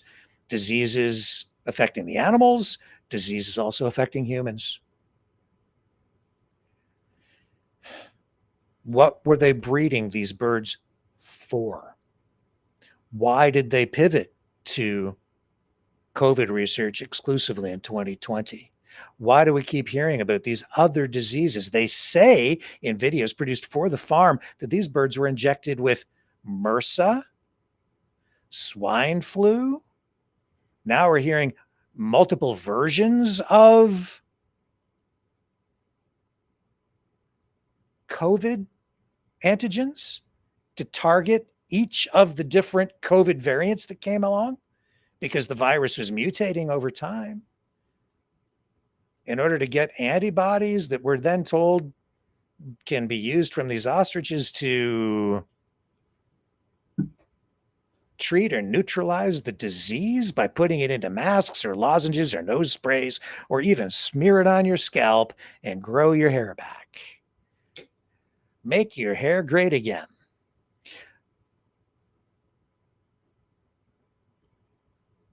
And the research, strangely, going back 30 years, can't come up with it. Where are the results? That boggles my mind. Where is the documentation for that? I think we need to see if we can put another effort in and track some of those research documents down into those studies dating back 30 years for Universal Ostrich Farm. I would say, I know, in fact, that if you have valuable research that has been done, records for very valuable research are kept. They're not destroyed. Sometimes they're destroyed if the research is not worth anything. It could be lost because of incompetence. I don't think they're that incompetent at UBC. They could be misplaced. They could have been on old floppy drives from the 1990s. Maybe they're old paper records stored away in a closet someplace. It's possible that they were stored, thrown away. I think UBC has policies regarding the storage of research documents. They have to be kept on file, I think, depending on what the research involves and where the grant money comes from, for at least 5 to 7 years. And for really valuable research, I think it's permanently archived. You would think as well that if the farm was involved in this research, and we know they were, because Dr. Pellick indicates that they were working with UBC, that research would be vital, extremely valuable to the farm itself. Because why? If they're involved in producing birds through genetic selective breeding, that makes their birds more valuable when they sell them to other farms. And that was a big part of their business plan. For any purpose other than just the food production, being able to show that your birds are special in some way is vital. It's critical in order to command a higher price for your livestock. And if you're involved in that kind of research, I would think you would go to great lengths to preserve all of that, to prove the lineage of your livestock and the value of it. So where are these documents? There's a great question. And I'll tell you this, after Katie stopped answering questions during her appearance on our program the other night, and she popped off because she wasn't comfortable anymore and didn't appear to have answers to some of the harder questions we were answering, I did get a text from Jeff Goodrow who said, any unanswered questions, send them to us so we can answer them. So I've been thinking about that, and I said I would get back to him. I haven't done that yet.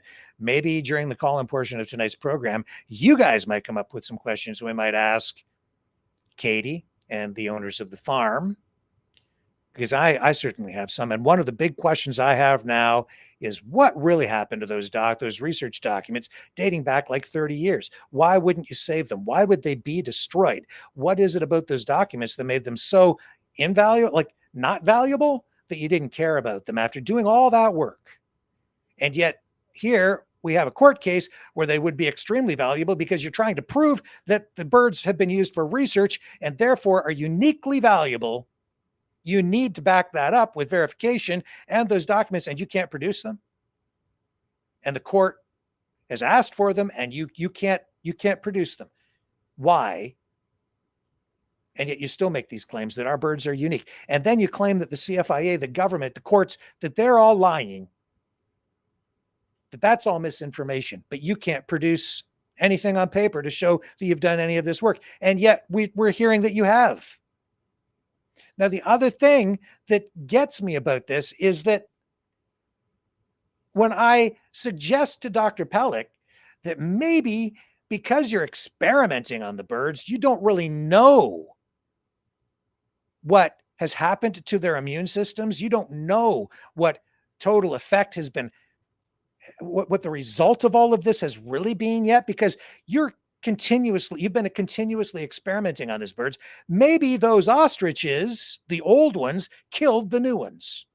If all the birds that died were the new ones, just introduced to the flock, and they all dropped dead, why didn't the old ones drop dead? Well, they have herd immunity. Okay, is that a good thing? Maybe, but there's something else out there that he's not acknowledging. Genetic erosion and experiments in the past that have shown that through these kinds of experiments on the immune systems of farm animals and lab animals, that you can get a really negative outcome, to the point where through efforts to try through experimentation to make animals more resilient to diseases and viruses, you sometimes get the opposite result, where the animals become more susceptible through damaged immune systems. They become more vulnerable to those diseases and can actually end up dying from them more easily. And there's another thing that has happened through research in the past, and that is that those animals can actually become dangerous to other animals, because the animals, through either genetic and selective breeding and or a combination of, or selectively the use of immune system experimentation and induction of antibody production in animals, that kind of experimentation can actually create a super animal that can survive the disease and then become a carrier, killing other animals by spreading the disease efficiently. Case in point, there was work done with chickens. Let me see if I can find the study on this. 2015,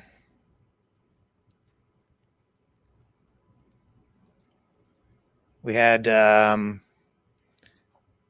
this was there's a disease for chickens out there called Maverick's disease. It's actually it's a herpes type of virus. And researchers were researching ways it goes through chickens. And it's a terrible disease because it can create like paralysis. The birds lose the use of their legs, and it can kill entire flocks.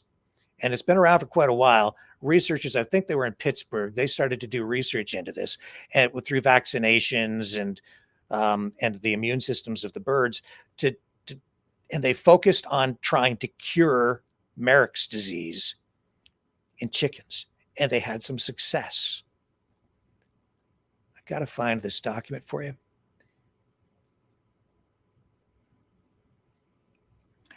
Well, I'll find the document. I'm going to run this clip from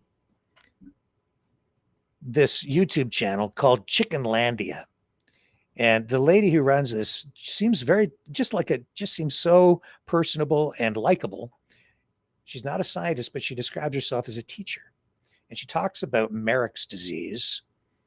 And I'll run the little clip from her channel. And she says some things in here that I think are of value as we dig into this aspect of the ostrich story. Because the ostrich story, keep in mind, it's not about a threat to human health directly. It's about a threat to our food supply, because bird flu represents a threat to specifically, largely chickens, but it's also now spread to cattle just recently. But it's really the chickens that are most at risk. And I bring up the issue here of Maverick's disease because it ties into the concern that I raised the other night that Dr. Pellick just dismissed out of hand. And yet Maverick's disease, because of the research that was done, creating birds that were so resilient to Maverick's disease that they survived it, but then they spread it and started killing other birds. Anyway, Maverick's disease, big problem in the chicken industry. And this lady here from Chickenlandia, she runs basically sort of a backyard chicken farm. She has some other animals there too, but she's into chickens. And she calls herself an educator. And she educates us a little bit on Maverick's disease. Well, you know that I have chickens from everywhere in Chickenlandia. I take in a lot of different chickens. I've got rescues. I've got chickens that have come from out of state. I just have lots of different chickens from lots of different places in my flock. Now, because of that, I have absorbed a lot of risk in my flock.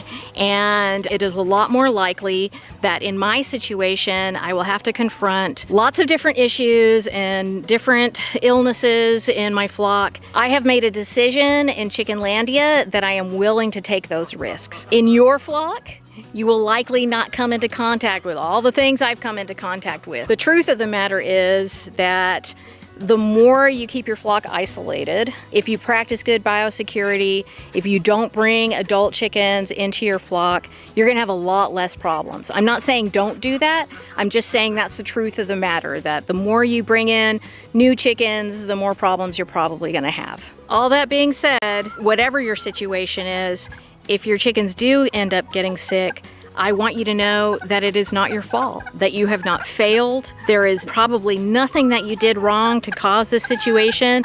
It's just one of those things that happen, and we're going to get through it. We're going to talk about it, and we're going to get through it. So let's start out by talking about what Maverick's disease is and what the symptoms are.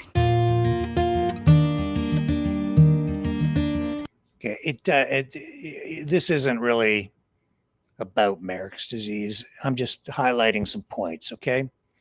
Maverick's disease just highlights what I was saying to Dr. Pellick the other night. How do you know those older birds didn't become the problem? Well, what did she talk about in that video? She talked about isolating your birds. And that's what the CFIA told the people at the farm they're supposed to do. And in fact, if you even just set up an ostrich farm, in most cases, depending on your jurisdiction, you need to provide a proper facility for your farm, for your birds. That means isolation. It means keeping wildlife away from them. And at the farm out in Edgewood, they haven't done any of that. They haven't followed the quarantine order to put up netting over a pond there that has been attracting ducks, which they say may have been the vector for the injection of the bird flu into the farm setting. So they're saying that the ostriches got sick from the ducks, but the ducks also can carry disease away. But they haven't done that out there. They say, well, what are we supposed to do about the ducks? We can't. Well, their CFIA is saying that the farm has been encouraging the ducks to land there because they throw feed out, because you've got a water source where the ducks come. And then they interact with the ostriches. So we're told that since the quarantine order, they've kind of put up fencing to try to keep the ducks away from the ostriches, because they put fencing up around the pond, but that doesn't keep the ducks out. And the ducks can fly over the fence. The ducks can fly 3,000 kilometers along their migratory route. So they haven't really done anything to keep the ducks away from the ostriches, which means there's this ongoing source of infection. And yet those ostriches don't die. Why is that? Do they get sick? They seem to have been being ill. They've been exposed to the bird flu, but we know anyway that ostriches are more resilient than chickens, so they're not as likely to die from it. They become just naturally more efficient carriers, and yet we know they've also been genetically selectively bred over time, like over 30 years, I guess, from the information that seems to be out there. If I'm wrong, that'll be one of the questions we can put forward to the farm. Maybe we'll get a response in text. And then repeated injections and immune system experimentation that's gone on for years. What are we dealing with out there? And this is the bottom line. We don't know. Dr. Pellick honestly doesn't know. I don't think the farm knows what they have on their hands out there. And I don't think it's a stretch at all. I think it's quite reasonable to say we don't know. But we do know. But what we do know is we had 69 birds die back between December and January. We also know that several years prior, there was at least another 10 that died. We also know that we seem to have some birds that aren't accounted for, because the numbers seem to be shifting all the time and not really sure how many are on site. So I think it might also be a reasonable request to do an actual audit inventory to find out how many birds are in the supply, the stock, and what the heck is going on out there. And I don't think it's unreasonable to be concerned about what the threat might be, not to the people. That's the misdirection. It's like, look, we're not sick. We have all these protesters out here. We're not sick. It's not about making people sick. It's not a virus that's a threat. At least the avian flu virus isn't a direct threat to people, but it is a threat to other farmers in the area. And even on that small little Chickenlandia operation, she makes efforts to isolate her chickens. She puts up barriers to prevent wildlife from getting in to have access to her animals, because she's providing a proper facility to keep her birds healthy. And she also acknowledges that the more you bring other animals in, the more problems you're going to have. It's bad enough when you're bringing other farm animals in, which can bring in diseases, as she indicated in that video. How bad do you think it is when you've got wild animals like wild ducks who fly 3,000 kilometers back and forth this way? Who knows what they're bringing in? But even more important, it's not so much what they're bringing in, it's what they might be carrying out, because the ducks also are not likely to die from the bird flu. They survive it as well. But chickens, which make up our food supply, do die from it en masse. It gets into a chicken operation and it will rip through and kill the chickens. It'll take out whole flocks. And one of the reasons the culling policy is in place is because it is more humane to kill the birds through culling, euthanasia, than it is to let them suffer and linger and die over 3 to 7 days with swollen brains, internal bleeding, and immense suffering. We need more answers. We need those documents. We need to know what that research was about. And I'm having a hard time understanding why these documents, these research documents, which should be very valuable to the farm at least, were not preserved. And there has to be some sort of record going back to indicate what the research was, who paid for it, where did that money come from, how much government involvement was there in that research. What was it really all about? How might that research be impacting what's going on there today? Because we need to know what's going on with those birds. And we know that some of those birds are like 30 some years old, but we also have younger birds in the flock. And where have those birds been going? And what does all of this mean when we've got birds dying and a bird flu issue and international U.S. interference on the political side into this whole thing, and money flowing like crazy, and acknowledgement that we have a big U.S. donor who they refuse to name supporting the protest out there that has turned this into a political circus. And don't let the facade of the circus fool you, because it's a very serious issue. Selective genetic breeding, COVID research, years of injections, experimental antigens. And regardless of what Dr. Pellick said to me, I have been unable to purchase the experimental version of the COVID antigen that Dr. Tsukamoto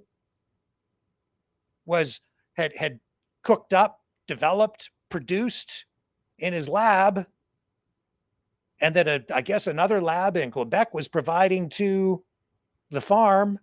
No, I've not been able to buy it at Shoppers Drug Mart, as was suggested. I haven't been able to buy it from Signal Chem, the company out of British Columbia, that it was suggested might be a source where I could just buy it, because apparently anybody can buy it and anybody can set up a biolab, like they were running out at an open air bio research facility, like they were doing in Edgewood. No permits necessary. Anybody can do it. I'm still trying to set mine up in my backyard, but I haven't been able to get a hold of any of the antigen yet. It's crazy. And when we come back, we're going to go to the phones. Dragon, if you're still out there, please get ready to get your dialing finger ready, my friend, because I need you to jump on the line with me so we can talk a little bit more about this. And we'll be back on the other side of this. Here's the number to call. I'll set the phone lines up. You dial in. Okay, Mavericks, it's call-in time. Join the conversation. Call 1-647-734-4220. Then enter the PIN number 860-075-764, followed by the pound sign.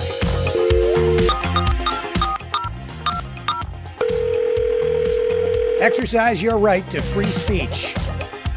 Call 1-647-734-4220. Then enter the PIN number 860-075-764, followed by the pound sign.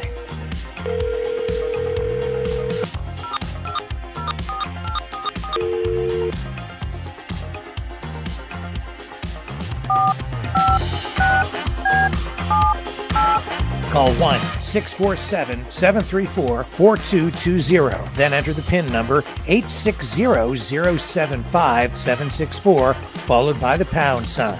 Maverick News. Call now. The world is watching and listening to you.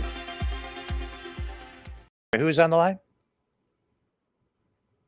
Oh, hey, how you doing? Hey, there you go. Okay, let's get you up on the screen here. Yeah, I still had my promo playing in the head there, David. David Dixon's on the line and in the house. How are you tonight, sir? Good. Been a busy day. Yes. So tell us what's going on with those documents that I showed that you had on your account tonight. Yeah,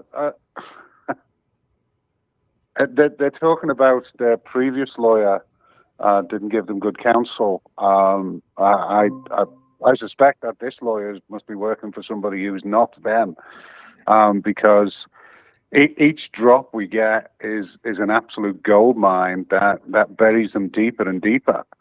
And the one thing that it is showing is that this isn't just some later scam. That this isn't just about, you know, making a few bucks off a GoFundMe. This goes back a long time. In fact, in the records I've just pulled up, there's a bunch of conflict of interests in the people who are supporting them.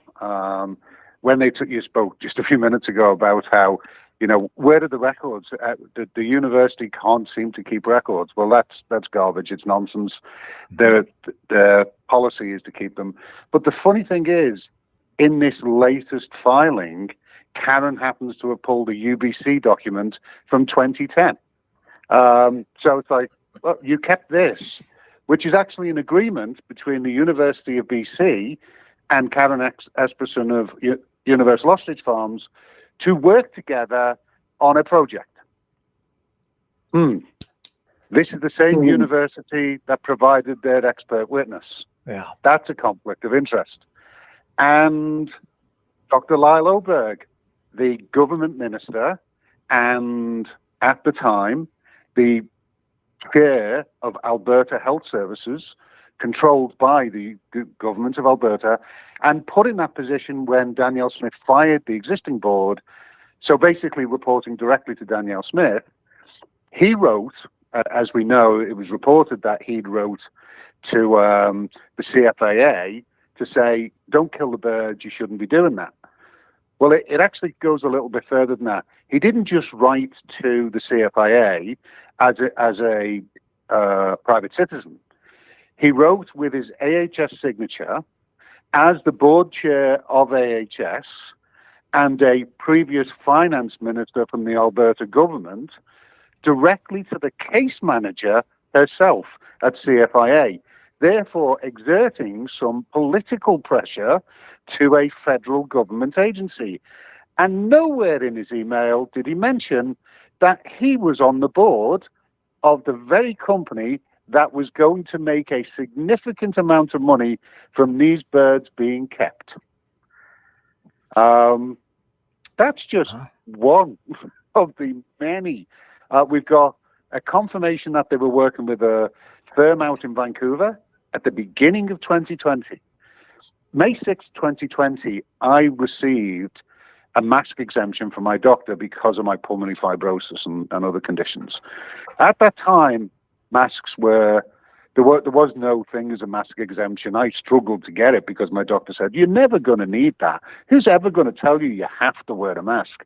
That's ridiculous. But anyway, it's ironic, on the very same day that I was trying to get a mask exemption and helping people in how to navigate, particularly people who couldn't wear masks, who had disabilities, how to navigate getting around when all these mandates were in and everything else was happening. Because, you know, things happened before the vaccine rolled out. People forget what was happening at the beginning of 2020. But this, they'd already negotiated a contract, not just started discussions. They had negotiated a contract by the 6th of May to provide COVID antibodies from their ostriches to be infused in masks by the 6th of May.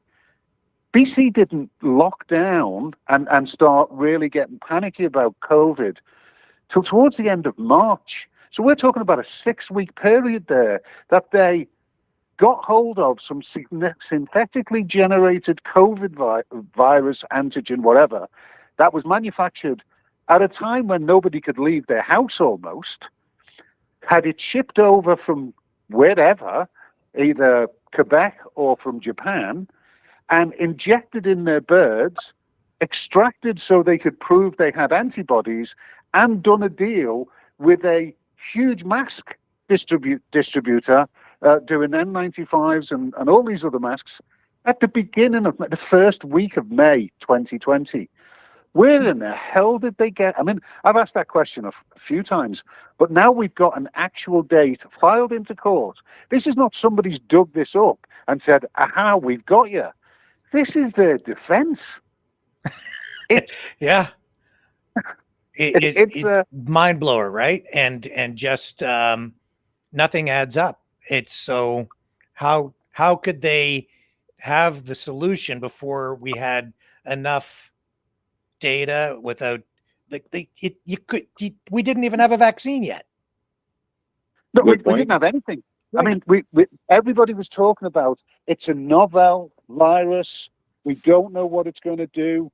We actually, at that point in time, in Alberta, when they signed the paperwork, we just triggered a state of emergency, but we literally didn't have any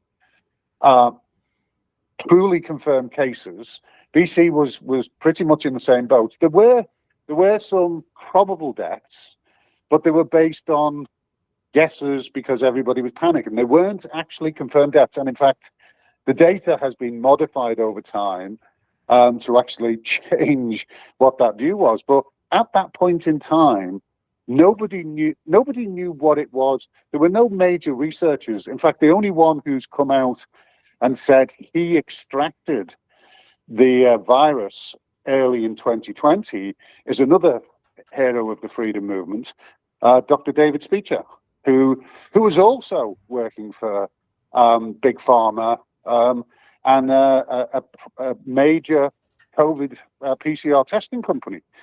So all these people that are around all these things, I mean, maybe he's the one who, extracted the antigens, shipped them off to Japan. Dr. Tsukamoto then, with his codes that he got from the Chinese government and David Speech's extract, used the mRNA CRISPR splicing technology to create these inert, as Dr. Pollack calls them, COVID antigens, and then somebody gave them a special license to fly the students from Japan so they could inject these birds in the neck and then rush them off to the UBC. I mean, this is all absolute insanity. But they've got documents. This isn't some tale. There are documents here. Dr. Lyle Oberg of the Alberta government has been working with this farm for a decade. The UBC has been working on experimentation with this farm since 2010. At least, and yet this farm is operating. I think further earlier than that.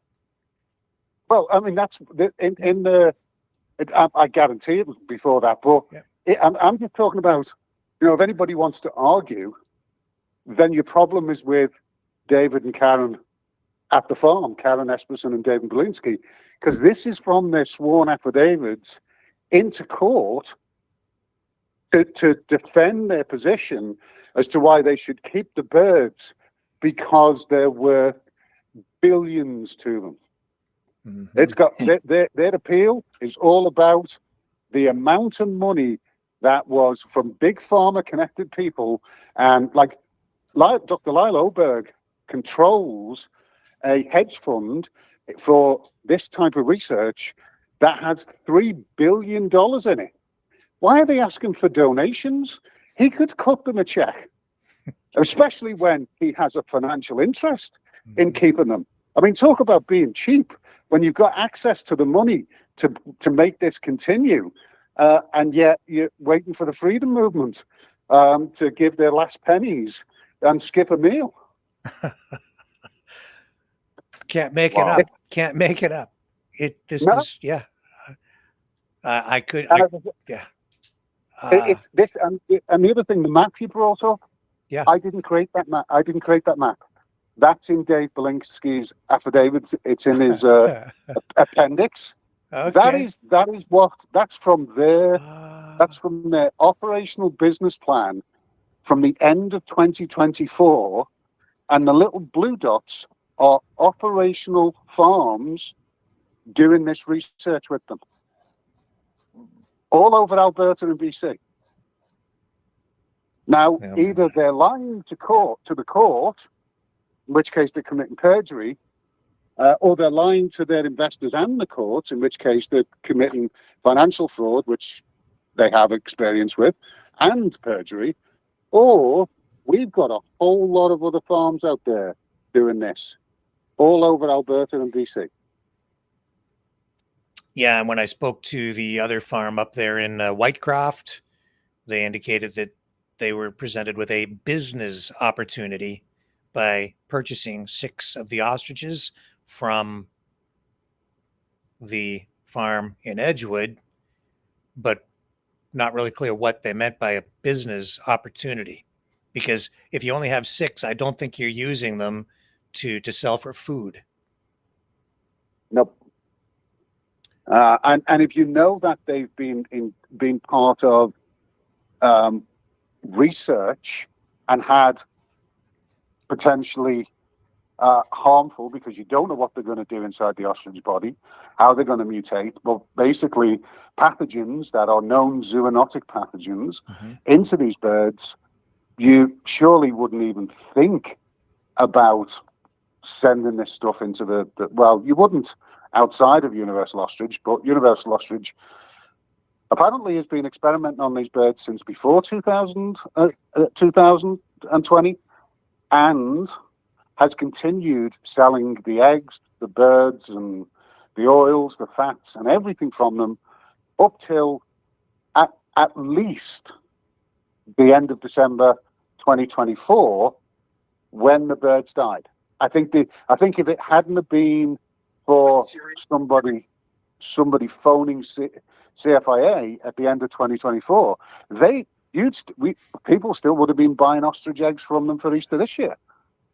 I still don't understand, if your eggs are worth that much money, why in the hell are you selling them for $25 a pop? But I guess, and if you've got big names like Dr. Oberg is connected to many bio firms doing all sorts of research that the freedom movements would be very unhappy about. It wasn't just like the amount of companies that this farm has had added to the amount of companies they were doing business with. And ironically, one of the big ones that Dr. Oberg was running actually went effectively into receivership in I think March of this year. So whatever it is they're doing, it's catching. It's, yeah, as I say, I've gone through the affidavits. I've gone through most of the add-on material, and it's mind blowing that any lawyer, considering who's at the farm and who's been supporting them, and what their daily argument is, to basically say, give us money, come to the farm, we're trying to save the birds because this is all about our pets and we've given them names, while at the same time, the documents they file into court, this is all about money and research that rivals the worst of Big Pharma. Literally the worst of Big Pharma, because there are no controls, there are no licenses, there are just contracts doing shady deals for really questionable research with these ostriches and what comes out of them, and putting them, into I don't know. I mean, I as I say, it's just I'm reading this thinking I don't understand why anybody's supporting them at this point. And in fact, I'm surprised that there isn't people at the locals that aren't, finding their own lawyers to take some action, because, Jim Kerr is wandering around telling everybody that there are people with pink eye symptoms now, which is one of the human symptoms for bird flu. And I have spoken to locals who said they've been getting sick. Jim Kerr said that people out there are getting pink eye? Yep. He's actually, apparently, so I haven't seen it, but somebody just as I called in, somebody mentioned it, and they said, and I've heard it from a couple of people now, he did a live with Katie not long ago, I think today, and in that he actually mentions that himself. I need to go try and find it before he pulls it down, although I'm sure somebody will have grabbed a copy of it by now. But yeah, he's actually talking about. So again, where's FAC? Where the hell is the body that's supposed to be protecting people? That seems to be completely absent from this situation. One thing I was surprised as well by the lawyer, which is quite a disturbing failing, both by the lawyer and by the courts. The affidavits for Karen and for Dave Belinsky in particular, actually have the direct emails for the case manager at the CFAA and have Dr. Lyle Oberg's private cell phone number inside documents. Please don't call him. I'm sure he'll be very upset if you do that. But I'm not sure why the courts and or the lawyer wouldn't redact that information. But then again, he wrote it as an official representative of a government health body. So if you're going to do that, I suppose you want to put that in the public domain. You want to put yourself into a publicly funded, because they've said over and over again, the funds for these lawsuits to fight back that he's now injected himself into, pun intended, is makes this a public interest matter. It does not make it a private matter anymore. If you're getting funds from the general public to fight your lawsuit against the government, then I'm sorry, but you can't expect privacy anymore. You have dragged the public into this matter, and that makes it a public interest matter. Same as, when RFK and Jay Bhattacharya and Macquarie and Dr. Oz, the four heads of the wealthiest health authorities on the planet. I mean, again, here we notice that all these people who are responsible for the health of people have injected themselves into this ostrich story. And certainly some of them have some very significant financial interests. And I asked a while ago, why in the hell was the UBC getting involved in this? Because, why would Dr. Pellick write his expert witness testimony in such a controversial thing on UBC letterhead? That seemed to be because effectively he does drag the UBC into it. But the reality is the UBC, they're not just already in it because they're in the area.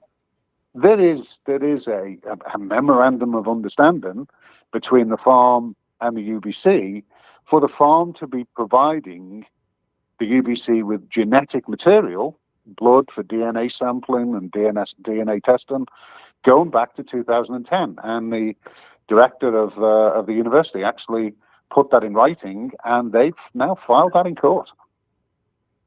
But remember to donate and make sure you wear a mask when you go to the farm. And don't forget to get your tickets for the big music festival they're planning next month. Yeah. Oh God. And I mean, while you're there, you can pick up some diet stuff, because they were making diet. Yeah. Basically, they missed I think they call it Ostrich pick or something. They really should have just called it Exempic. They missed a marketing opportunity there. But I guess it's a twofer, right? Because if you take the diet pill with the ostrich antibodies, you're preventing COVID, and you're getting and losing weight at the same time, apparently. Yeah. I've joked with my wife. I said the new call for the freedom movement is fuck off. Oh man, is that you still on the line there, Dragon? Yeah, that's you're a good old dragon. Yeah. Glad you dialed in. Just wanted to make reference back to my call yesterday for everyone to help to try to find any documentation that shows any study that proves ostrich antibodies can prevent measles. Now, I saw in the chat yesterday that after I went back and reviewed, that you said, I'm sending Rick a document right now. And I saw one other person say that they did an AI search and got a result back from Google saying that ostrich antibodies can prevent measles, but that's not true. I don't know how they got that result. And just again to confirm, am I wrong? But the document you sent me had nothing to do with that. You sent me nothing. It has nothing to do with the result of measles research with the ostriches, antigen, or what else that you can find around that. So basically, it was just chart of how the ostriches can run or how fast they are, and just little fun fact, but nothing about research. Bottom line, it was an error on your part, I guess. You sent me a document that you mistook for research into ostrich antibodies and measles, but it was really just about how fast ostriches can run, because I was trying to read it on the fly. It didn't make any sense.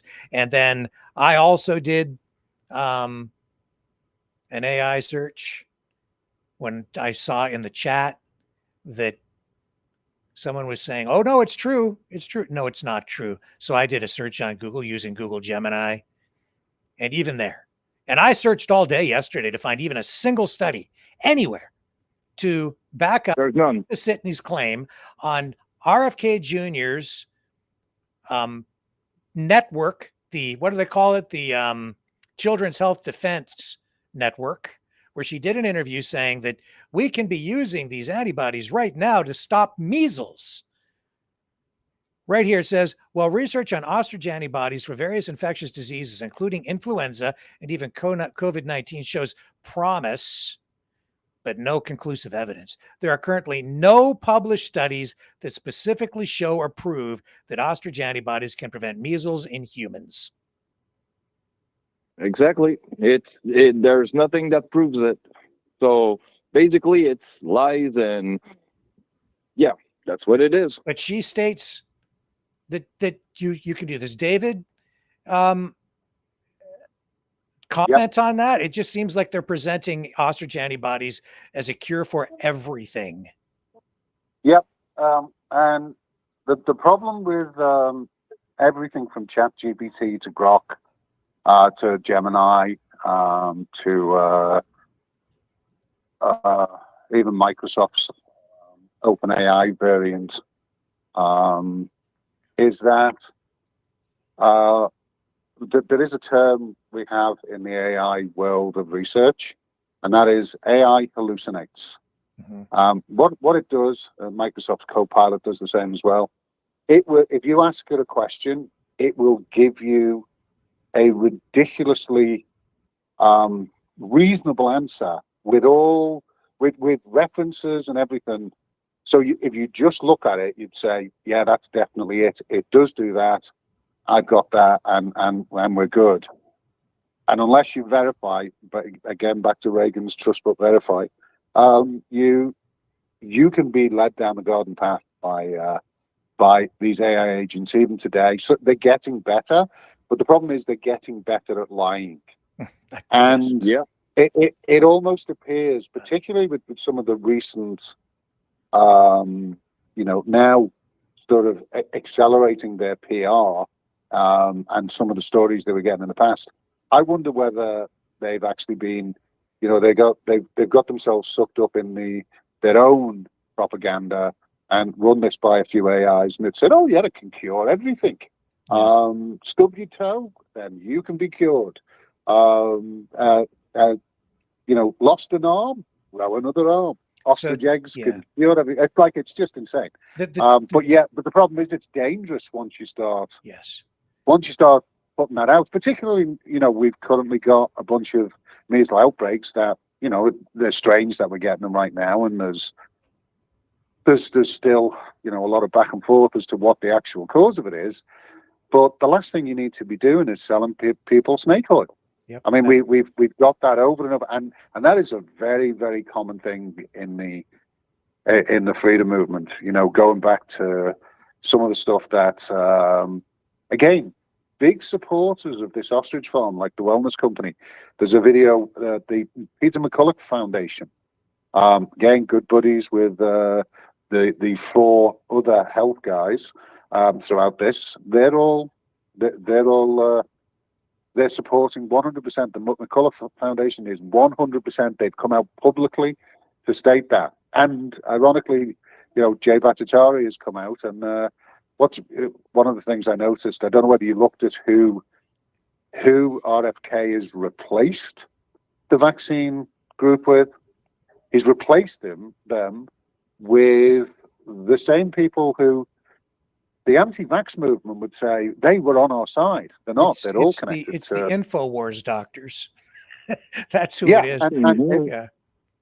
But it's Jay Bhattacharya's partner in the Great Barrington, which was pro-vaccine, pro-lockdowns, just for the ones that it was going to do the most harm to.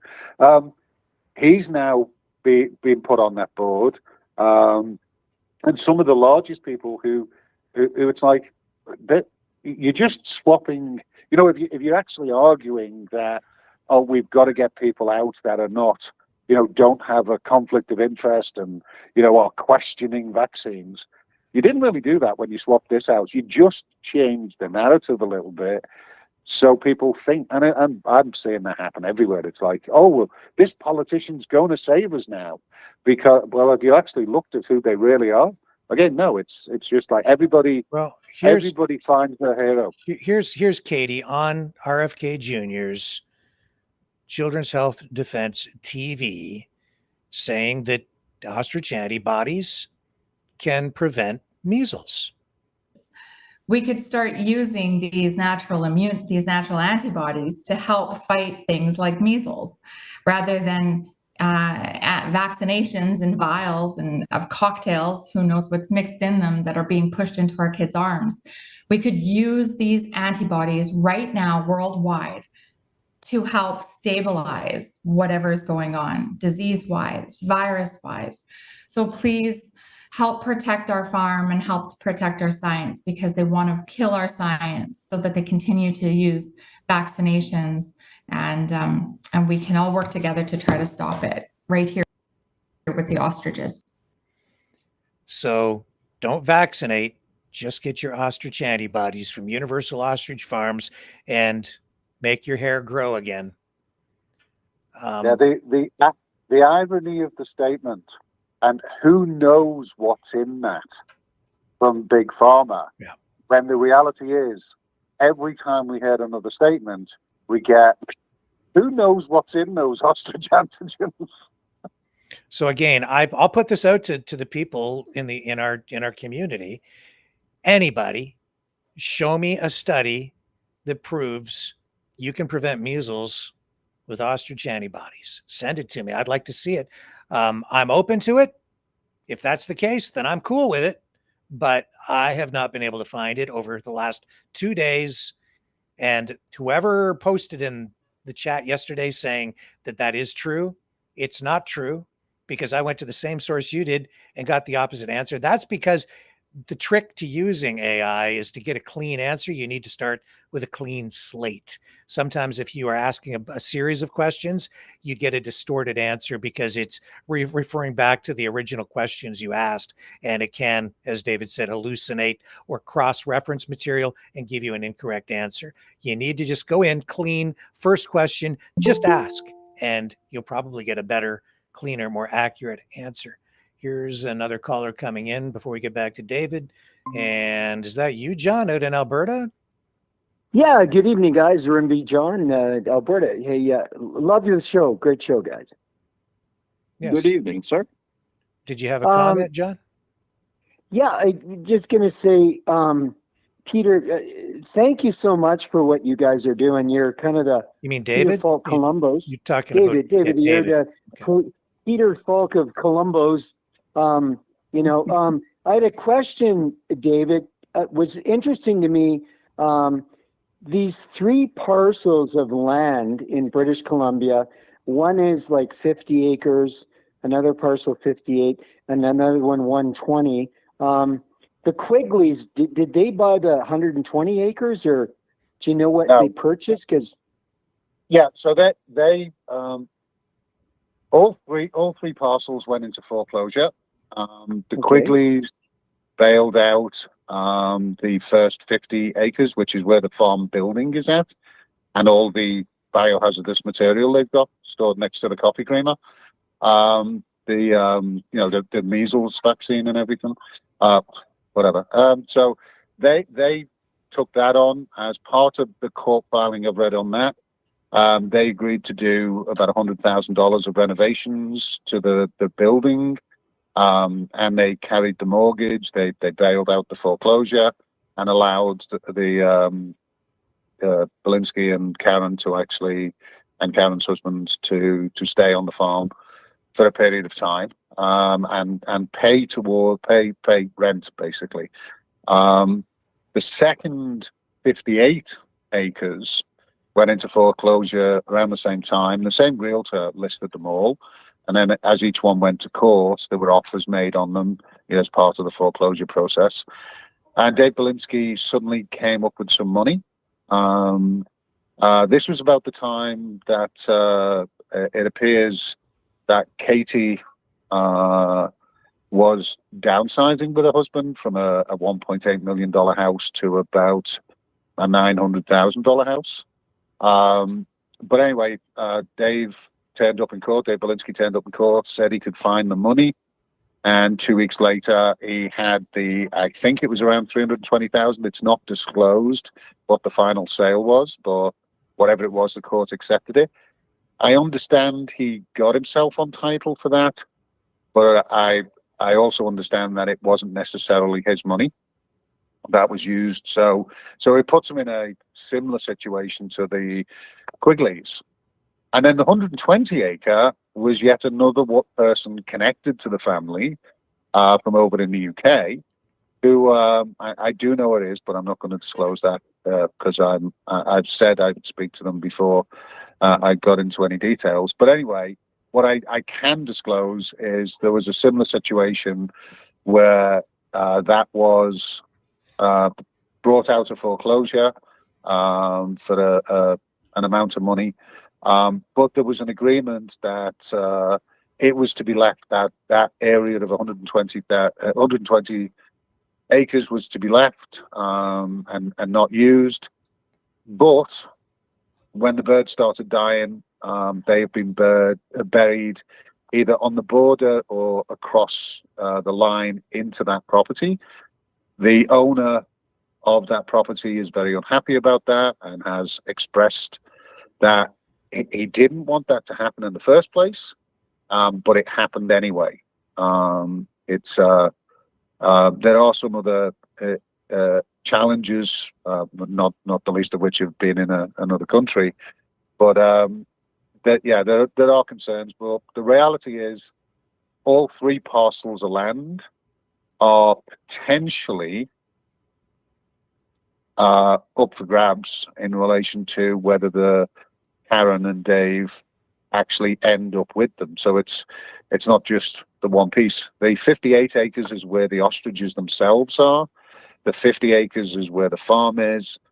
And the 120 acres is supposed to be sort of free and open and not used by either. But it has been used, and it actually has its own farm name. It's got a completely different farm name. And then I've also talked to a number of the neighboring properties. The reason I put that map up is I went in and looked at all the assessments.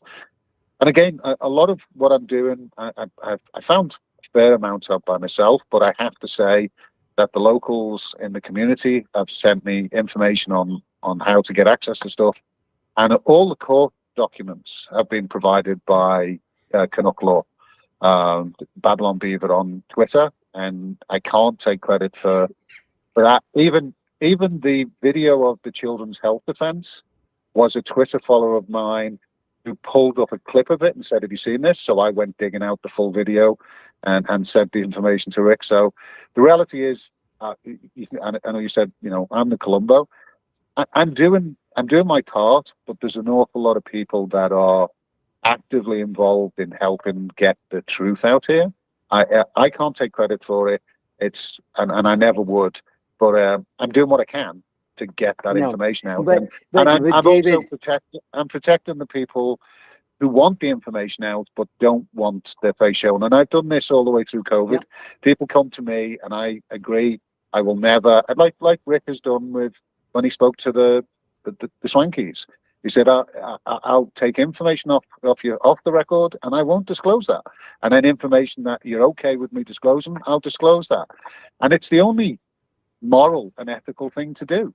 If you're going to get the truth out, you can't stab people in the back, and you've got to tell the truth. And Rick is right now is not the only person I've seen in the media out there that's doing that. And it's not like it's hard to find the truth. No. And David, I just to clarify, because I'm a farm oil guy. Was parcel 1, parcel 2, parcel 3? There's 50 acres, 58 acres, and 120. And did they have different mortgages? Like, I'm a farm guy. I used to borrow millions of dollars through Farm Credit Canada, lend to farmers, ranchers, cattlemen, whatever. Do you know that separate parcels of property where there are 3 different lenders, like Royal Bank, TD, Farm Credit? Like, so I know 2 of them. They're not bank mortgages. They're personally financed. I don't know whether that personal financing has been leveraged on against anything else, but I do know that the money that was given to them to cover the foreclosure didn't come from. It wasn't them going to a bank and there's a bank on title with them. This came through. There are 2 separate owners, and I don't know about that middle property, the one where the ostriches are on. There are people digging to try and find that, and then there may be some court. Well, there are some court documents. There is also. I've got the name of the realtor that was actually part of it, out of Royal LePage in BC, and I'm gonna, when I get a moment, I'm gonna try and get hold of him, because apparently he's quite willing to talk about what he was dealing with, and because these 3 parcels of land are not the only ones he's been involved in with this particular group of people. This has been quite common, and with foreclosures and then suddenly pulling a rabbit out of the hat at the last minute, it is quite a repetitive theme related to them, which makes it all the more surprising. The heavy hitters that are involved in this, that have put their political careers and professional careers on the line to get involved. well, David, I mean, I'm kind of a real estate oil guy. It seems a little rich to me that in the middle of nowhere in British Columbia, which I'm not saying Edgewood is, for 320 some thousand on a parcel of 55 acres is pretty big money. Like, But the actual for the farm itself, the provincial assessment, the taxes is 820,000 for that 50-acre parcel. I think that's a ridiculous amount. But on the spreadsheet I put up, and there's a link, I put it in a PDF with all the links so you can go look it up on the assessment tool yourself. It breaks down what the land's worth, what the property on it's worth, what the total assessment value is when that assessment was done, and how each one of those parcels is broken up. You can click on them. All I did was the heavy lifting and putting it together in a pretty picture. Yeah. Well, all the information is there. There's the PDF linked on my Twitter account. Click that, download the PDF, and there's the links to every single one of the properties that surround the farm, and you can go look it up yourselves. Check. Don't trust me. Don't trust ChatGPT. Go and actually look at the source of the information. And I just put up on the screen the study from 2015 that I referred to earlier in the evening, into Maverick's disease research that was done, showing that these chickens they were experimenting on to cure Maverick's disease in chickens actually backfired, because they made the chickens that survived then became a problem because they became efficient carriers of Maverick's disease, and it actually escaped and it got out, and it became a much wider problem worldwide, now infecting birds all over the world. And it just shows that those birds actually became a threat to other chickens because they could survive it, other chickens could not. This is something that I raised with Dr. Pellick when he was on with us. He was advocating defending the farm, and he just dismissed my suggestion out of hand. But the reality is, we don't know. He doesn't know because they just don't know. They've been experimenting on those birds, injecting them with all manner of things that we don't know. And we don't know what's really going on with their immune systems. I don't think it's an unreasonable hypothesis and question to ask. Did those birds possibly infect the other birds? Are those birds, did they kill those other birds? What happens if you bring other new birds in? Will they become infected and die? Are those birds shedding even as we speak? They may appear to be healthy, as was the case with this study in 2015, which it shows that this can become a real problem. You're messing around with the immune systems, and that lab in Quebec that they were working with also states right on their website that what they get involved in is hacking the immune systems of birds. That's what they're doing. I don't know what else to say. And that's the technology that RFK is pushing with his CRISPR gene editing. Is that same sort of playing God?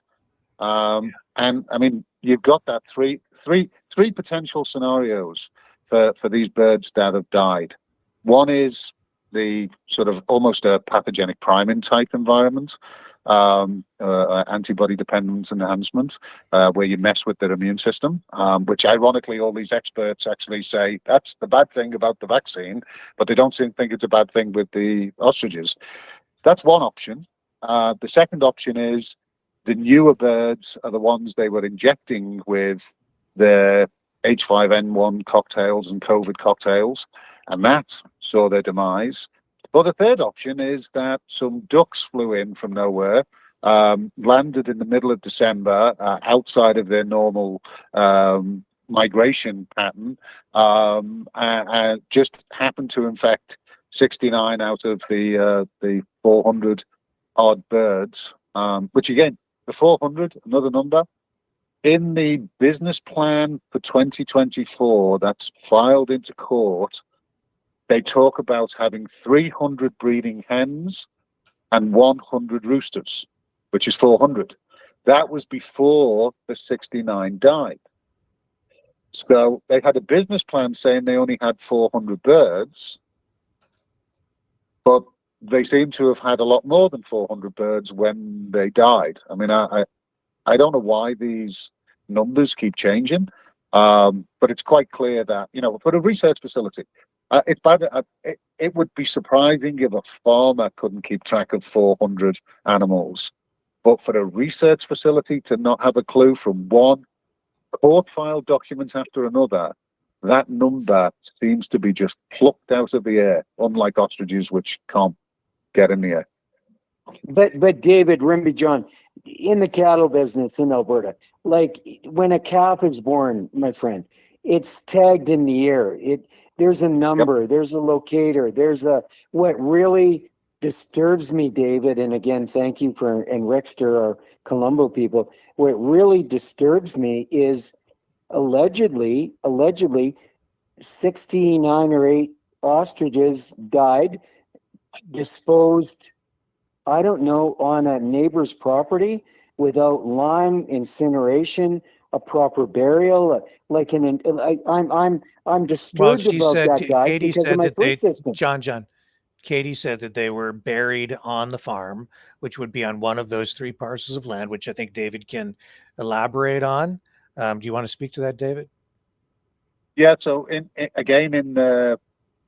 the evidence and also from the CFAA actually in their evidence put in a set of GPS coordinates for the boundaries for where the ostriches are and the boundaries for where the birds were buried. And this is another thing, is the boundary for the live ostriches is significantly smaller than 58 acres. They are in a relatively small pen. And then the boundary for where the birds were allegedly buried. Now, I think the CFAA is going a lot based on what the farmer told them, as opposed to excavating the sites to check that that's where they've been buried. But it's basically borders the 120-acre property at the north end of the 58-acre, and it also borders the pen where the ostriches are. So the dead birds are bordering somebody else's land and the pen where the live ostriches are in the runoff area to the local river, which is the primary drinking water supply for a large part of that area of BC. So anything that runs off from that land, whether it's been buried or not, and as we heard Dr. Felix say, I asked him, what do you do with research animals when you finish the research, or if they die? He said, if they're not dead, we euthanize them and incinerate them. And you'll know in the cattle business, if you've got anything that's major in the cattle that die, you don't just bury them next to the pen where all your other cows are. They will have to be removed a very long distance, or typically they're incinerated and then buried after that, so that they can ensure that they have been properly sanitized. That has not happened in this case. Oh, David, I can tell you big time in Alberta, all my cattle farmer friends, when an animal, dies or whatever, they're immediately within minutes taken out and miles away in a lined pit with lime all over them, gasoline, diesel, incinerated at 4,000 degrees and and deep without any water, without a river. It's done properly, sir. Done properly. Yep. Yeah, I've worked with. Ironically, I've worked with a lot of chicken farmers out here in Alberta, because there was a time when they were actually quite flush with money and they were very big in tech investment. So I worked for companies that relied on chicken farmers as their tech investors. So I got to know their business, and yeah, they wouldn't be fighting in the way this farm is. But this farm's not fighting because they're a farm. They're fighting because they're a research lab. Well, David, this is a joke. We're still flush with money in Alberta. So, anyways, that's an oil joke, bro. So, just kind of wrap it up here for us tonight, David, with a final comment. And I need to just there's one other story I need to touch on after this to bring this program home. So I'll just throw it over to you for a final wrap up. So I would suggest that people stop. Nobody should be going out there.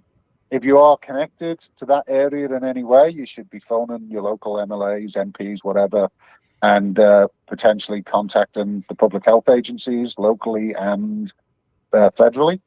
And if you really have any questions, a good place to start, either Rick's broadcasts and Twitter feed, my Twitter feed. And if you want to look at the actual confirmed filed court documents, the source for that is Babylon Beaver on Twitter.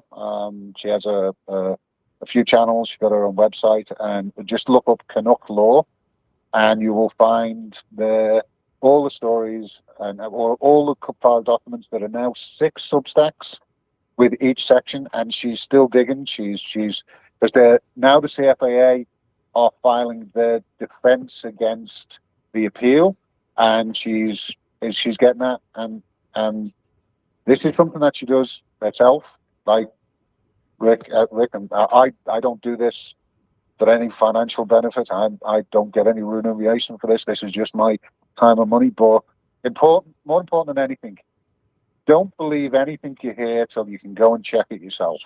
And the reality is, their own words, their own videos, their own filings into court, the letters that have gone for people, they literally tell the story that we're telling here. The facts that we're presenting are not our facts. They're basically just putting some context around what they are putting out themselves. We didn't say they were experimenting with COVID. They did. We didn't say they were working with masks and Sakamoto in Japan. We didn't say they were bringing students over. We didn't say they were working with, ministers and the head of Alberta Health Services. They put all that into the court record, and they need to explain themselves, because the story that's been at the farm does not align with the reality. We didn't say that, that those birds are being killed with halal, which is not the exact term, the actual method of killing them. She said that's what they do. We didn't say they sold meat. They said they do. They said they sold eggs. Again, it's the best thing you can do is take some of this information and then go check it for yourself, and then start asking questions. Because and for God's sake, do not. I would say don't go yourself, but definitely do not send children anywhere near that area. There you have it, folks. Wow. Dragon, David, John, we have to wrap David, up. John, David, are you still there, David? I am, yes. David, just a quick court question. Is that the Federal Court of Canada that they've filed their appeal in? With the gold yes, seal? It is federal court just because it's a federal matter. Yeah, okay. So it's not provincial court in Ontario or BC. It's federal court of Canada. No, it's federal court, John, because it's the CFIA. Okay. It's a federal matter, federal jurisdiction, but it is in Vancouver. Yeah. Okay. Just when you say federal court, it doesn't mean that you're going to Ottawa. Right. we have federal courts and federal judges all throughout the country. PPSC does all the criminal stuff, and then you have BC Justice and Alberta Justice, and they work hand in hand, and the courts work hand in hand.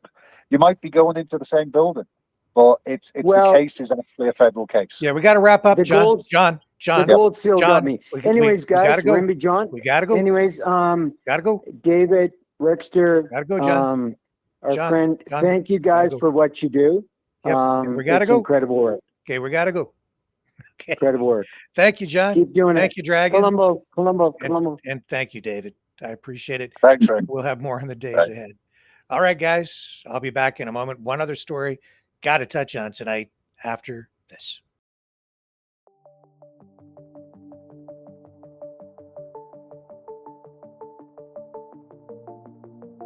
Greetings, brave Mavericks. Our quest for truth continues. We go beyond fake news. Together we expose propaganda. Together we pull others out of rabbit holes. We are maverick thinkers. We are all unique individuals. Defenders of individual rights and freedoms. Credible. Trusted. Grounded in reality. Maverick News. Defending free speech. Donate at freedomreporters.com. Do it now. Tomorrow may be too late. Maverick News. The world is watching.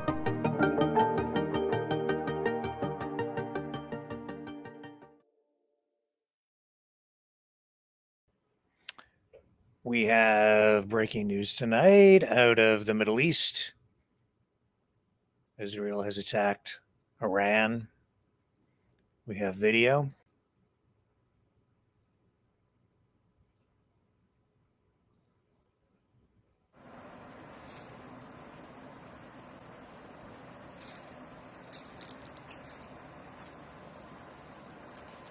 You can see that in the distance. So what do we know? Israel attacked Iran's capital. Earlier today, explosions across Tehran, as Israel has said it has targeted nuclear and military sites. This attack comes as tensions have reached a new level because of Tehran's rapidly advancing nuclear program. So we also are seeing tonight that the Board of Governors at the International Atomic Energy Agency have, for the very first time in 20 years, censured Iran over it not working with its inspectors. Iran has announced that it would establish a third enrichment site in the country and swap out some centrifuges for more advanced ones. And Israel has been warning for years now that it will not allow Iran to build a nuclear weapon. We've also heard that from Donald Trump in recent days as the sabers rattle over on that front as well. And Tehran has stated publicly that it doesn't want to build a nuclear weapon, but it's pretty clear that they seem to want to do that. The U.S. has been preparing for something to happen. They have already been pulling some diplomats from Iraq's capital, offering voluntary evacuations for families of U.S. troops in the Middle East overall. And Israel's Prime Minister, Benjamin Netanyahu, has said that the attacks will continue for as many days as it takes to remove the threat of Iran. So this is escalating and unfolding as we speak. Breaking news tonight. Meanwhile, we're seeing that Marco Rubio, I believe, has made some statements on this as well. And we're seeing an Israeli defense official say that it is increasingly likely that Iran's military chief, Mohammad Bagheri, and several other senior nuclear scientists from Iran were killed in this attack.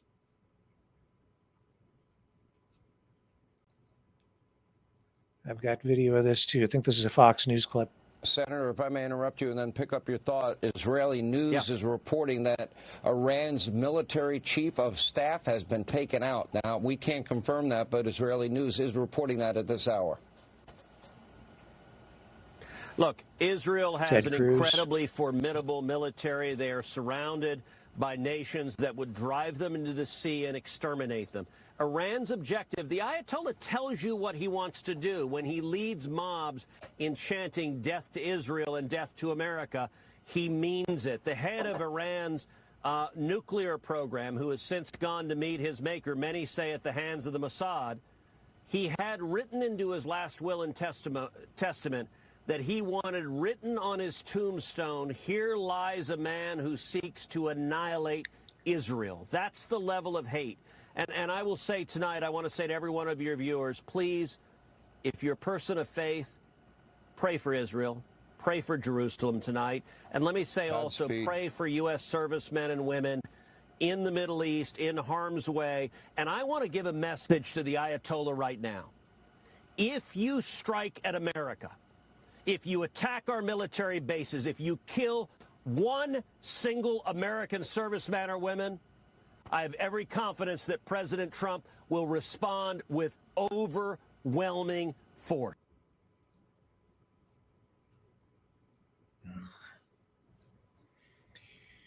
Well, so much for peace in the Middle East.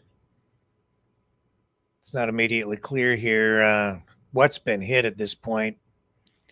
It'll become clear in the next 24 hours, I'm sure. So we're continuing to follow this, and I definitely wanted to mention it here tonight because this is, as I say, a breaking story this evening, unfolding, developing, and we will keep you updated when we resume tomorrow. Thank you to David Dixon, especially for all the work he's been doing on this ostrich story. Thank you to all of you guys for hanging in there and sticking with this, sticking with me. I'll be back tomorrow night with more on what's going on in the Middle East and maybe more on those crazy ostriches as well. That was a crazy show we had last night with the emu lady. Yeah, she was getting pecked to death. Those ostriches can be pretty vicious too. Anyway, see you guys tomorrow night, 7 p.m. Eastern, on the flip side.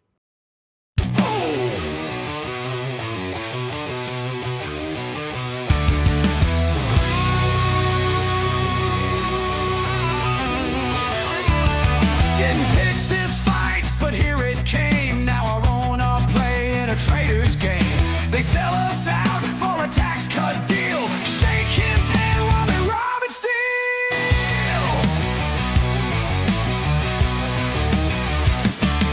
They call us blind, they call us weak, but they're the ones on their knees to the thief.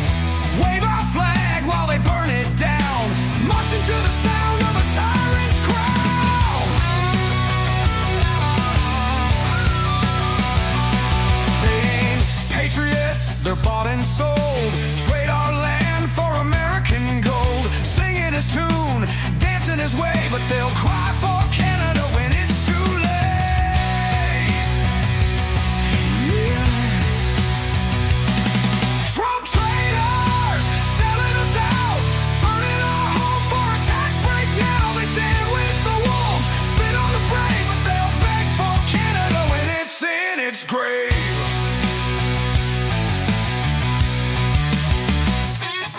They talk real tough, but they bow real low, licking his boots while they put on a show. They chant his name, raise their fists up high, while the real ones fight to keep us alive. They don't fight fair, they twist the truth, say they're the future, but they kill the roots. They laugh now, but watch them run when the north wind howls and justice comes. Traitors, selling us out, burning our home for a tax break now. They stand with the wolves, spit on the brave, but they'll beg for Canada when it's in its grave.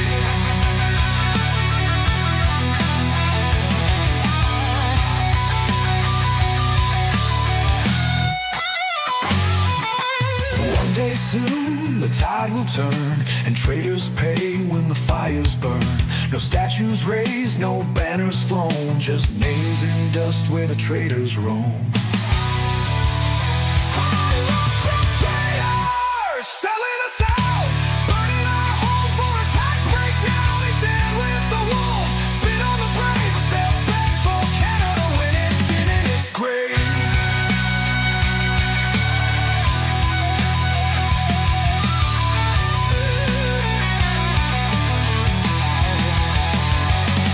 Trump traitors! Trump traitors! Trump traitors! Trump traitors! Trump traitors! Shame.